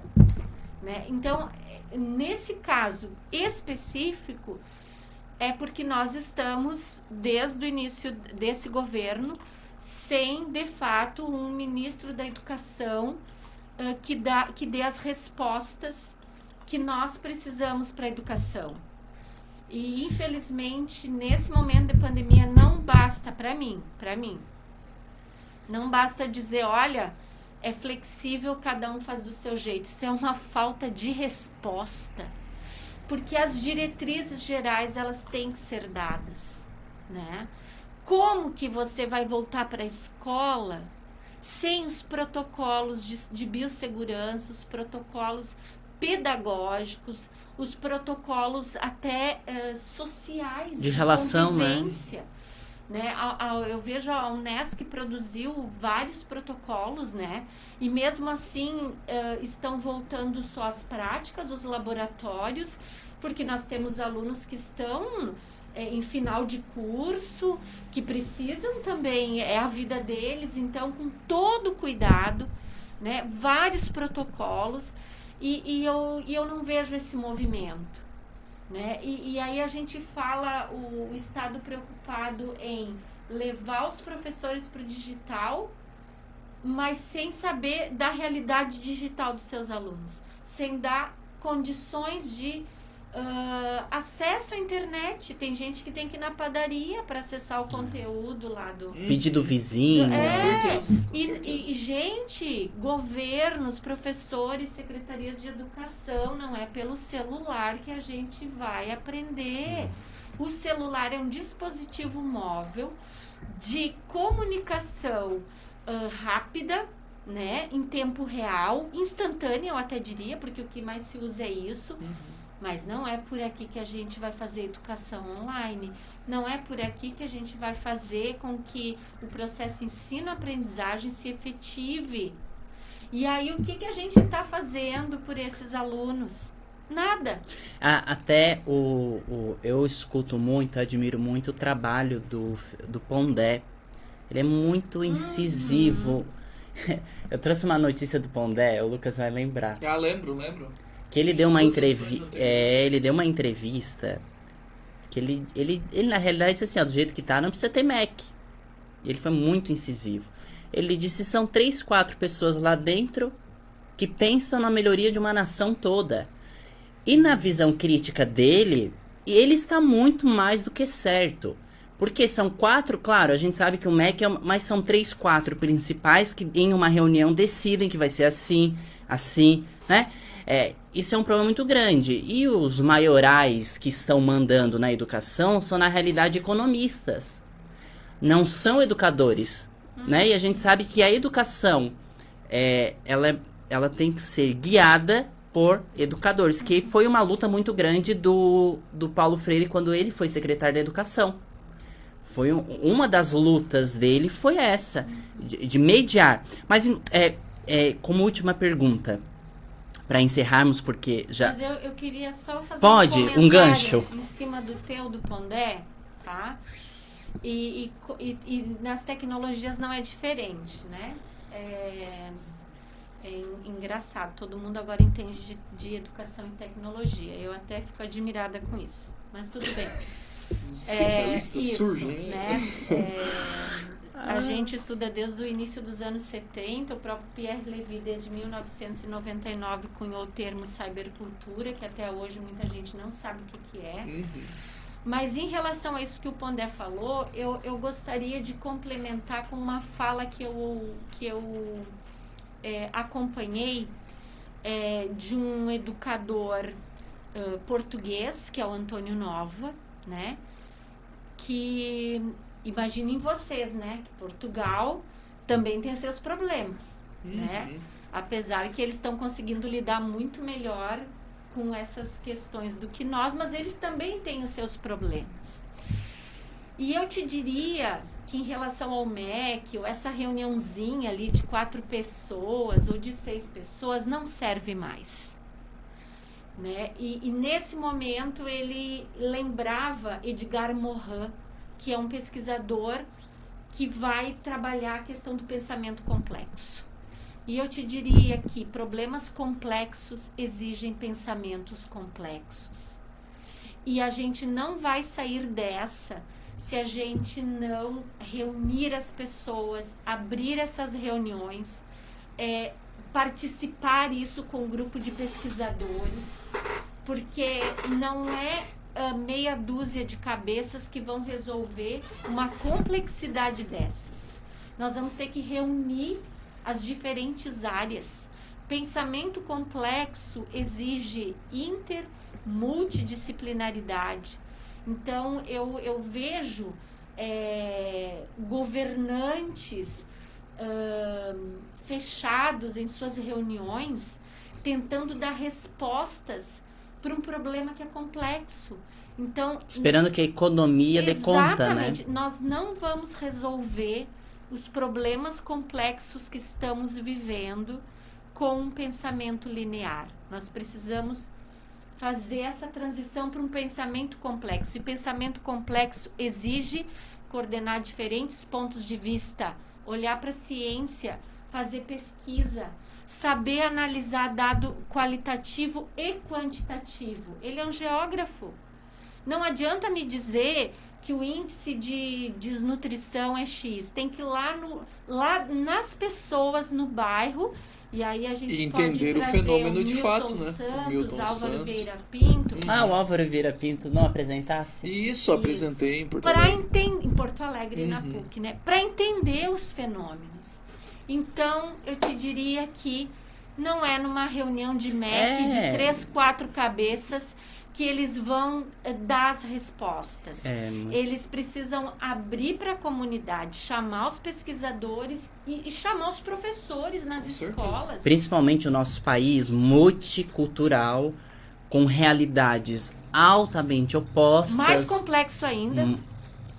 A gente está mexendo aí em níveis sociais que nós estamos falando de... Até a identidade de gênero entra nesse sentido, porque ainda não está sendo pensado muito para esse lado. Mas, como última pergunta, doutora, como Jorge, você... tem uma perguntinha aqui De quem? do meu colega da Universidade Federal do Mato Grosso. E ele é uma Manda pergunta para a Grazi. Ele diz o seguinte... A minha também não era tão interessante. Não, é porque assim... Ó, Nós ele vamos extrapolar o horário hoje. Não tem problema. É que, na verdade, ele é formado também em geografia, por isso que a gente se conhece, e ele se formou em 2003. Farinha. Né? E no final das contas ele... 20 anos. 20 anos, basicamente. E ele fala que, mesmo estando numa universidade federal, reconhecida, que é o FMT, ele não teve nenhuma cadeira, no caso ele está falando de disciplina, Sim. né, voltada para tecnologia. Certo. E ele voltou agora, ouvindo o nosso programa, e disse que o curso permanece sem Assim. nenhuma Ok. disciplina. O curso de geografia, licenciatura em geografia que ele fez, o Márcio, não teve nenhuma disciplina voltada para tecnologia. Então. E continua da mesma forma. É. Que pena, né? E vai ter que mudar, tem que olhar É. para os currículos de formação de professores, né? Eu sou professora de ensino-aprendizagem no mundo virtual, no curso de pedagogia.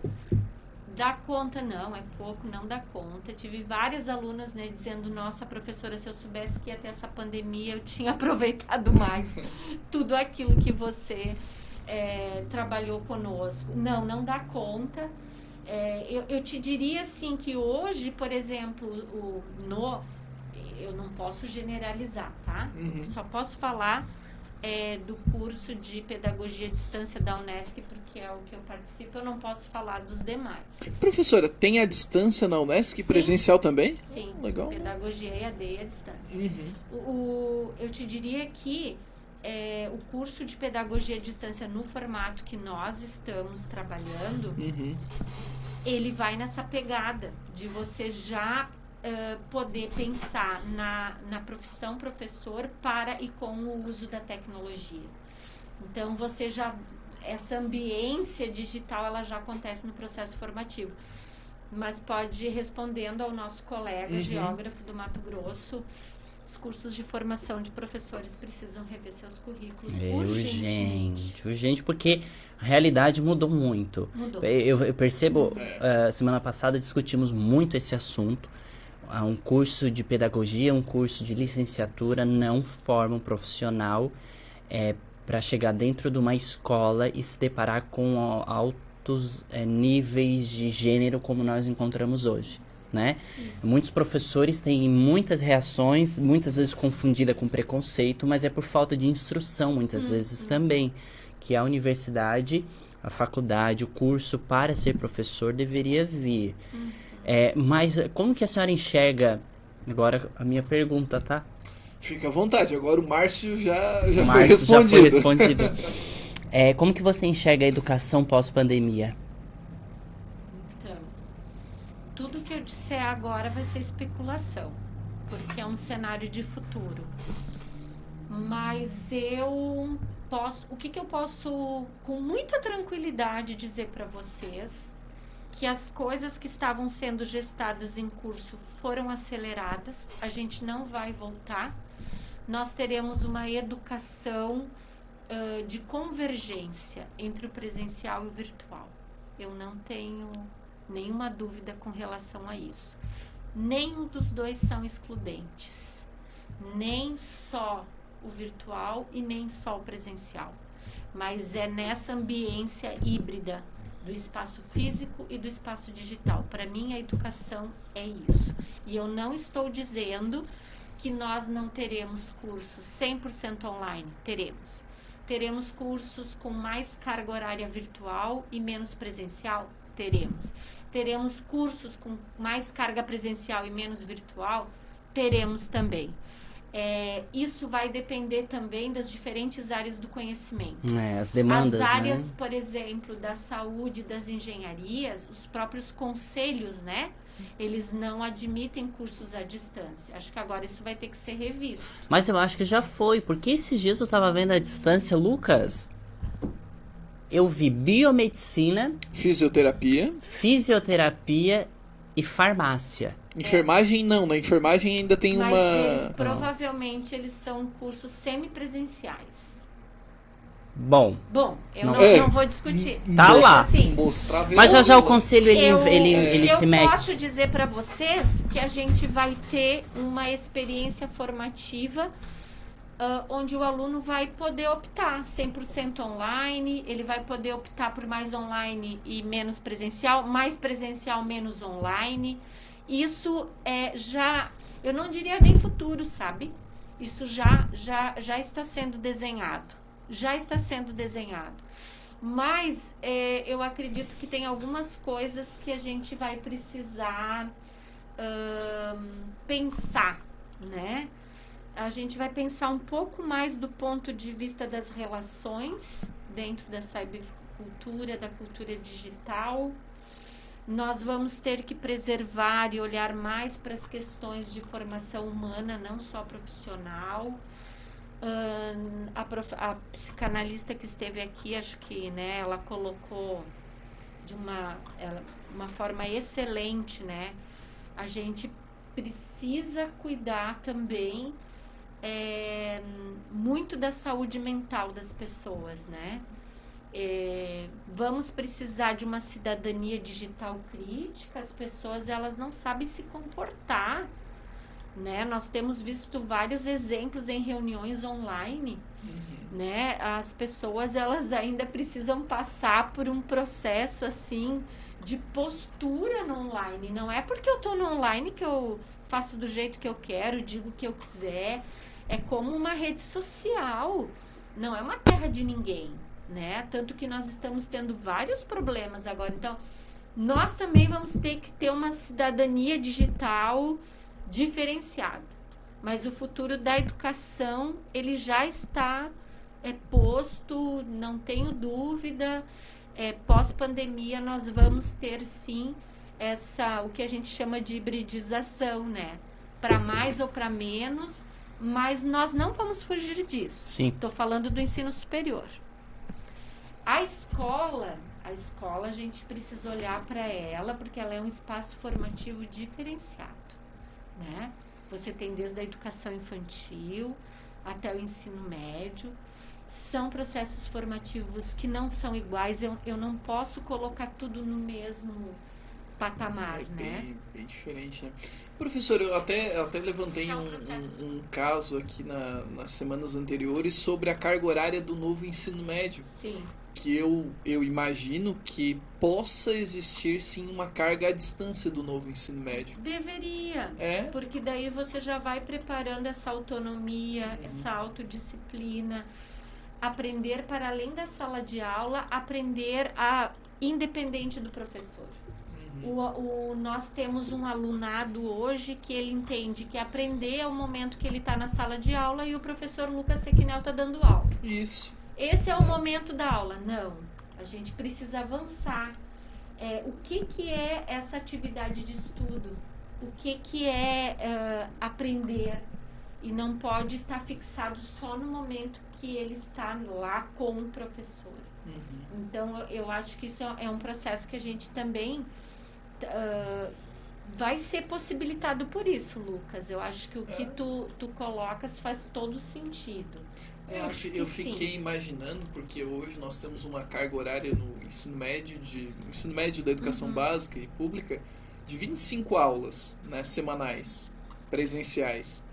Com a possibilidade de um aumento de carga horária, nós teríamos em torno de 40 a 50 aulas, dependendo dos projetos, né, dos itinerários. A possibilidade de existir uma carga talvez de 15 aulas ou 10 aulas à distância, me parece uma possibilidade bem real. E essas 10 horas que tu estás falando, quando a gente diz, né, ou mediada por tecnologias ou à distância, elas emergem, mas elas necessitam de metodologias diferenciadas, né? Que muitos vão chamar de metodologias efetivas ou metodologias ativas, metodologias baseadas em problemas ou sala de aula invertida, mas que coloque esse aluno dentro de um processo ativo, sabe? Eu acho que vai passar por isso também, essa carga horária desses itinerários. O que a gente vai fazer com isso? Porque dá para fazer muita coisa para além da sala de aula, né? Então, aquela aula, assim, expositiva, que o aluno vai lá, escuta o professor, e nós temos uma cultura de que estudar é o momento da sala de aula. Não, estudar não é só o momento da sala de aula, aquilo é uma parte do processo formativo. O aluno precisa fazer outras coisas para aprender, não só escutar o professor. Bom, gente, essa foi uma entrevista muito enriquecedora da doutora Graziela Fátima Giacomazzo. Isso. E foi um prazer tê-la conosco no nosso programa. Passou muito rápido o tempo. É um assunto que eu tenho certeza que ele continuaria muitas horas, porque principalmente por ser considerado e visto como algo novo e que de pouco conhecimento em questão cultural, debateríamos esse tema muito mais tempo. Mas foi um prazer tê-lo conosco. Espero, quem sabe, quando novas pesquisas da universidade serem feitas e quiserem mostrar para a comunidade em geral, lembrando que a universidade da Unesc, ela não é própria apenas de Criciúma. Nós temos uma universidade, essa universidade ela recebe acadêmicos de muitas e muitas regiões, né? Então sempre a Unesc está propondo, quando faz seus artigos, suas pesquisas, e mostrar para a comunidade o resultado. E a rádio aqui está aberta, quando precisarem, para divulgar resultados de pesquisa que nós sabemos que é em benefício comunitário, e como é uma rádio comunitária, eu acho que une o útil com o agradável. É verdade. Agradeço muito a sua presença. Obrigada. Fica agora as suas considerações finais. Então, eu gostaria de agradecer e não sei se posso, mas gostaria de fazer. Fica à vontade. Estão abertas, né, as disciplinas do mestrado e doutorado em educação. Não só para os mestrandos, doutorandos, mas elas são disciplinas isoladas que os professores podem estar cursando também como disciplina especial. Particularmente, eu tenho uma disciplina que é Educação, Cultura Digital e Tecnologias, que a gente vai estar tratando de todos esses temas, né? Então, iniciamos em agosto, quem tiver interesse. Mas queria dizer para vocês, assim, da satisfação de estar aqui. Eu acho que vocês estão, assim... Nossa, é um papel, assim, democrático, social importantíssimo, porque a pauta da educação não é uma pauta que as rádios normalmente abrem tanto espaço. E eu acho que vocês trazem mais do que isso, vocês trazem o debate, a experiência, a crítica, e isso é muito importante. Então, eu, da minha parte, eu só agradeço, assim, vou estar, assim, divulgando o trabalho de vocês. Que bom, hein? Olha só. Com certeza, assim, pensando esse espaço como um espaço de interlocução entre a universidade e a sociedade. Eu acho que tem muita coisa legal para ser divulgada e também, num momento próprio, chamar vocês também para outros espaços do nosso grupo de pesquisa em educação e cultura digital. Será um prazer. Bom, obrigada. Nós que agradecemos. Vamos continuar aqui, Lucas. Vamos continuar com o nosso programa. Jorge, eu reparei que eu acho que a nossa live tá congelada. Ela tá congelada, mas o áudio tá saindo. O áudio tá normal? Gente, nós estamos congelados. Travou. Igual o salário do professor. Eu queria beijar vocês e abraçar, mas eu não posso, tá? Mas obrigada. Sentimos nos abraçados. Foi, tudo certo. Muito obrigado, tá? Tchau. Bom, nos despedimos da doutora Graziella nesse ritmo improvisado. Está congelado, só que o áudio está saindo tranquilamente. Então vamos pedir para quem está acompanhando que continue acompanhando congelado. Deve estar congelado faz bastante tempo, a gente se distraiu. Não, eu já percebi. Tem a tempo. Eu disfarcei muito bem, Lucas. Disfarçou porque está congelado? É, né? Claro. Não precisa disfarçar muito. Lucas, tu viu as diretrizes para o retorno das aulas do Estado? Eu vi, rapaz. Eu recebi o documento, eu acho que todo mundo. As diretrizes para o retorno das aulas foi elaborada agora. Sabe que o sindicato elaborou junto. Na realidade... Aqui tá... Eu ainda vou ler como que está no documento. Na realidade, vamos ler como está no documento. As diretrizes para o retorno das aulas foram elaboradas de forma colaborativa, envolvendo as seguintes entidades que constituem o Comitê Estratégico de Retorno às Aulas. Olha só, então percebemos que constitui o comitê. Comitê, ou seja, um comitê próprio para, né, as possibilidades, né, de retorno às aulas. Então, tem bastante entidade, uma delas é o sindicato. Quais outras, Jorge, aí que nós temos? A Fundação da Educação Especial, tem a CE, que é o Conselho Estadual de Educação, tem a FECAM. Então São, temos aí são questões várias. econômicas. Um dia, né, que mas afetam, mas o sindicato não tá de fora. É Participou. verdade. Participou. Agora eu não sei como que foi o desempenho do sindicato, mas eles participaram. E nós temos alguns eixos aí para Tem serem discutidos. 5. Né? 5 eixos. São 5 eixos principais. Primeiro, diretrizes sanitárias foram elaboradas, diretrizes sanitárias para alimentação escolar, diretrizes sanitárias para transporte escolar, diretrizes pedagógicas para o retorno às aulas e diretrizes para a gestão de pessoas. Cada eixo foi discutido por um grupo de trabalho com colaboradores das diversas entidades nós já destacamos, que constituem esse comitê estratégico. Então eles criaram esses 5. Eu não li todo o documento, é um documento bem grande, Lucas. Na realidade eu li, mas não posso, né, não li, mas não posso dizer que foi uma leitura apropriada, porque eu fui lendo, né, de fato ali buscando os eixos que me interessavam mais. Mas de fato é uma leitura bem extensa e cansativa, Jorge, porque nós temos muitas restrições. Gostaria de comentar sobre o eixo de gestão de pessoas. Sim. Porque ali nós temos principalmente afetados os profissionais da educação. Então, os profissionais da educação que não estão habilitados, fazem parte de um grupo de risco ou possuem comorbidades, é isso? Isso, comorbidades. Isso. Já não podem participar desse processo de retorno. Então, na realidade, é um documento muito extenso e ele exige, sim, né, uma atenção principalmente do sindicato e também dos professores para que se faça uma leitura crítica. Quando a gente lê ali no início os protocolos sanitários, tudo bem, é legal, né? Nós temos o... Razoável, né? A ideia da troca de máscaras a cada aula, sim. A carga horária pode ser diminuída, né? A carga horária das aulas presenciais, né? Tem tudo isso. Legal, interessante, muito bacana, a possibilidade é real de retorno diante desses protocolos, porém, todavia, esse 5º eixo me faz acreditar no seguinte, Jorge: um retorno prematuro exigiria grandes mudanças em algumas escolas. Quando a professora Grazi estava aqui, ela mencionou algo sobre a idade dos professores, né?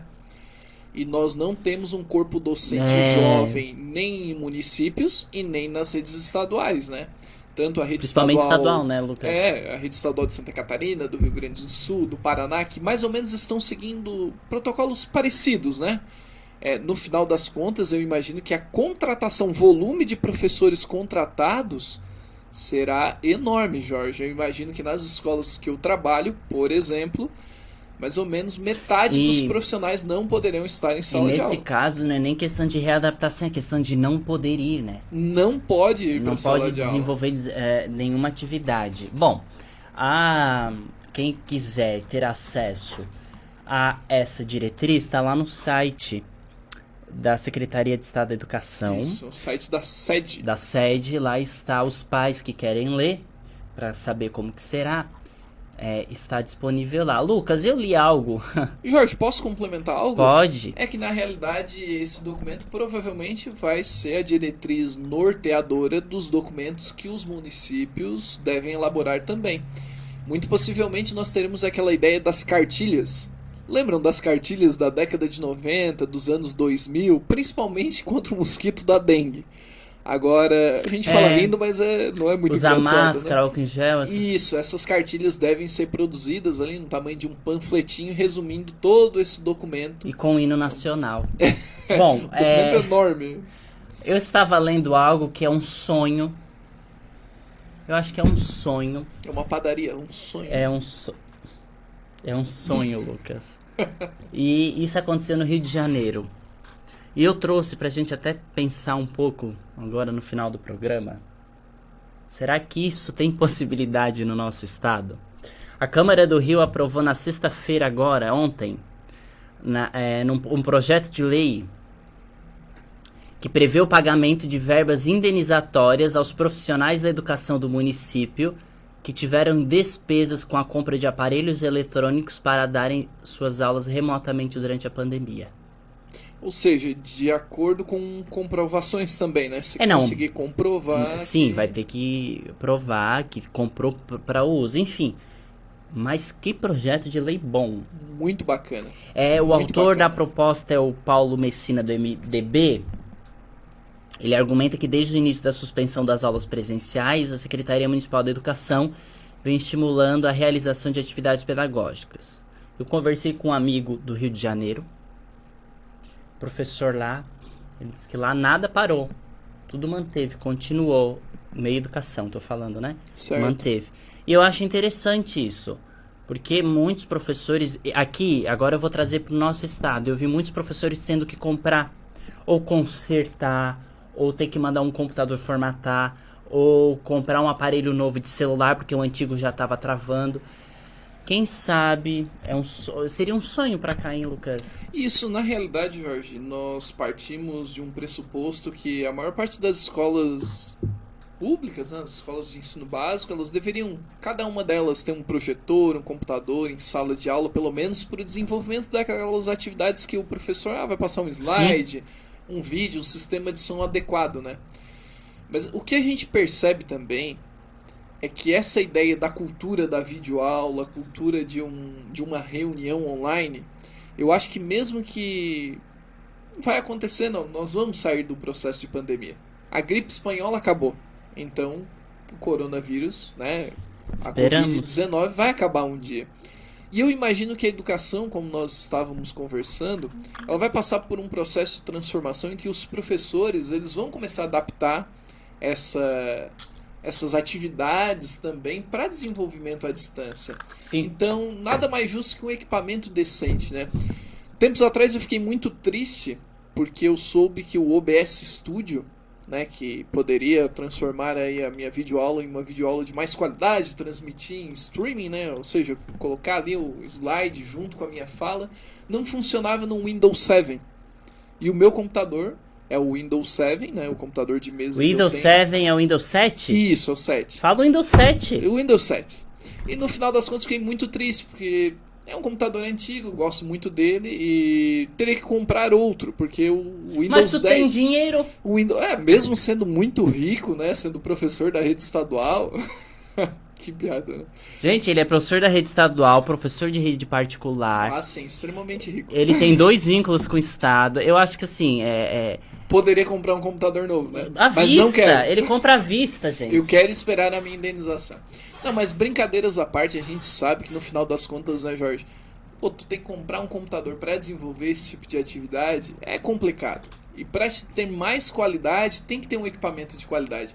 Então a proposta de uma espécie de indenização é muito viável. Até porque a gente imagina que não foram todos os professores que gastaram, né, o seu salário para realmente comprar equipamentos, até porque a gente não tem condições de comprometer, sei lá, 10, 20, 30% do seu salário comprando equipamentos, apesar de todos sonharem, né, com educação de mais qualidade, principalmente em tempos de educação remota, né? Falar nisso, Lucas, tu leu aquele do YouTube? O quê? Da legenda? Ah, li! Verdade. O que tu achou? Na realidade, nós temos um processo que espero eu que seja fake news, mas do grupo que eu recebi é um grupo confiável. Não consegui tempo para verificar, eu acabei chegando aqui na rádio, né? Não consegui ler a matéria na íntegra. Sim. Mas é que o YouTube tá prevendo corte de legendas para vídeos de outro país, né? Ou seja, a comunidade surda, imagino eu, que vai protestar. Na verdade... Deveria. Na verdade, me parece um grande erro, né? Eu não sei o porquê isso acontece. Quem sabe agora, durante a semana, a gente traga a notícia com um pouquinho vamos mais pesquisar melhor. de certezas. Porque eu acabei lendo por cima e imaginei que seria uma fake news. Depois pesquisei em outro site e vi que realmente batia. Mas é uma questão do processo de legenda, ou seja, vídeos não seriam traduzidos. Lucas, vamos ver aí durante a semana o que dá disso aí. Talvez eles voltem atrás. Visto que a União foi condenada a pagar 50 mil reais por falar, pela fala do Weintraub, o ex-ministro da Educação. Ex do ex, né? Ele foi o ex-ministro da Educação. Ele é o ex-ministro da Educação. E a União foi condenada a pagar 50 mil pela fala do Weintraub de que há plantação de maconha nas universidades federais. Isso, essa notícia realmente, no caso... A Justiça Federal de São Paulo, ela determinou para a União pagar esses 50 mil. Essa fala que ele deu foi para um jornal, né, de que existe ali, há plantações de maconhas e os laboratórios de produção das universidades fazem drogas, né?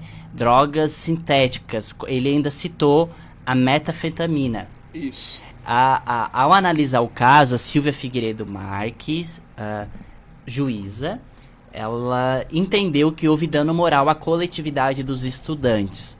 Aí foi para a Câmara de Deputados, tá?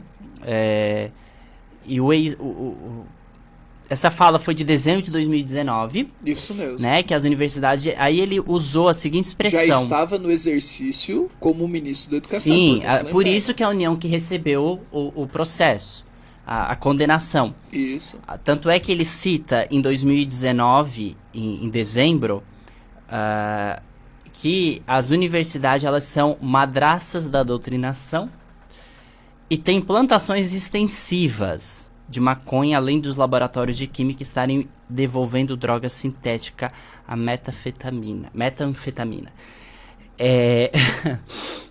Eu fiquei... Quando eu li essa matéria, eu fiquei sem reação.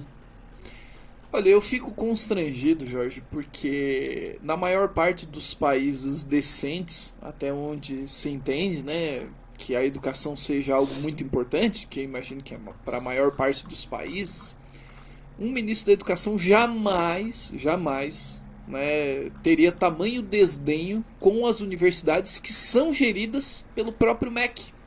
Ou seja, você está competindo contra o seu próprio time, né? Na realidade, quando você afirma isso, você está desqualificando os trabalhos, né, e as pesquisas desenvolvidas pelas universidades federais. Aí eu sei que na muito época complicado. Ele foi para a rede social, aí ele pesquisou, aí ele teve uma foto que ele recebeu de droga.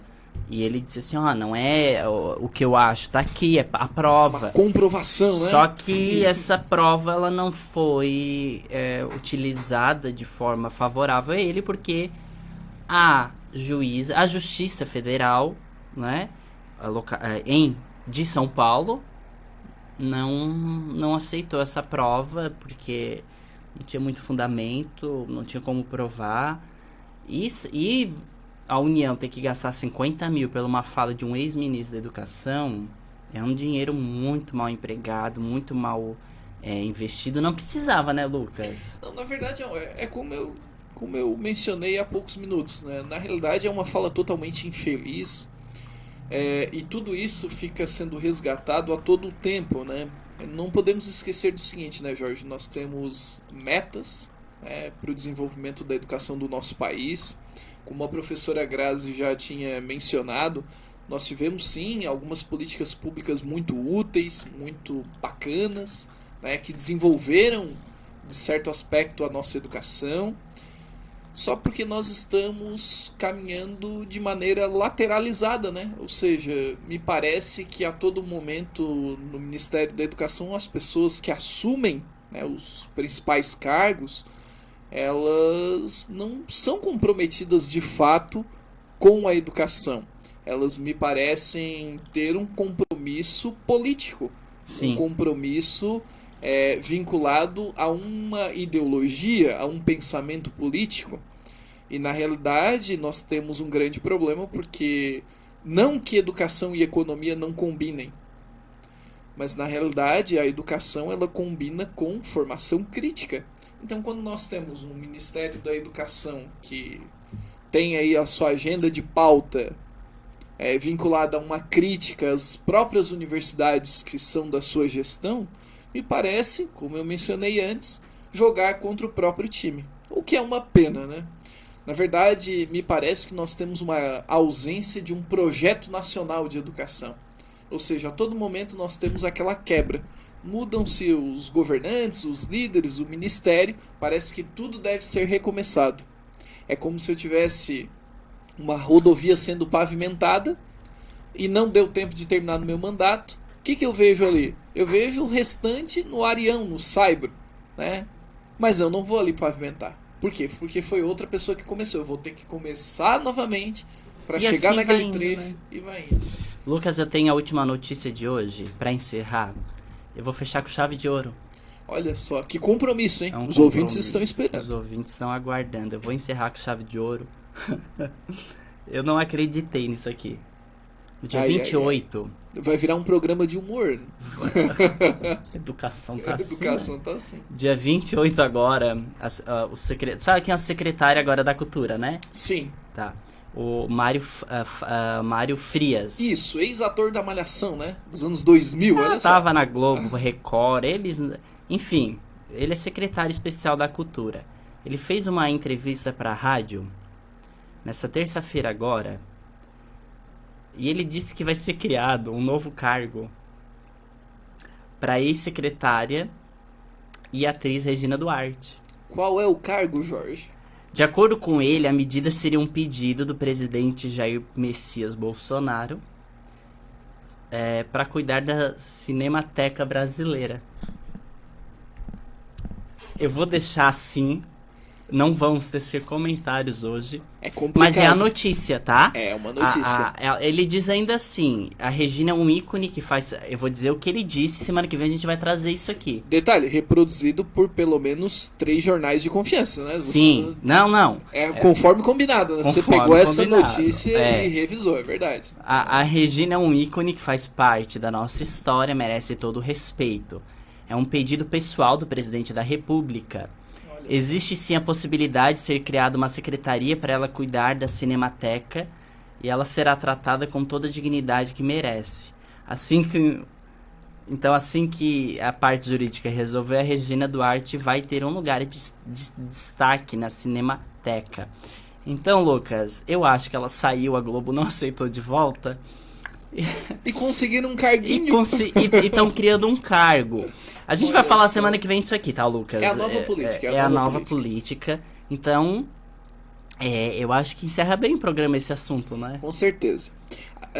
Ainda bem que nós tivemos a brilhante participação da professora Grazi hoje, né? Abrilhantou a tarde de todos, promovendo um debate sobre cultura digital. Nem tudo são flores. Mas nós sabemos que quando nós temos boas notícias, né, Jorge? Nós somos os pioneiros na divulgação. A gente faz questão de passar. Mas, para a semana que vem, então, nós ficamos devendo, então, a informação do YouTube, né? Que a gente recebeu praticamente agora, na rádio, né? Ou seja, entrando no ar. E a gente vai esclarecer o drama ali envolvendo as legendas e a tradução de vídeos. Gente, vamos lá então. A gente vai encerrando mais um Educação em Ação. Faltando 2 minutinhos aí para as 16 horas. Lembrando que nós temos lá o nosso Instagram, @educaçãoação20, o canal do Lucas Sequinel. Nos acompanhe aí no canal do YouTube e no Instagram para nos ajudar a fazer mais pautas interessantes que agrade toda a comunidade. Também o Facebook aqui da Rádio Web e participe conosco sempre. Vambora, Lucas? Vamos nessa, uma boa tarde a todos. Tchau, gente.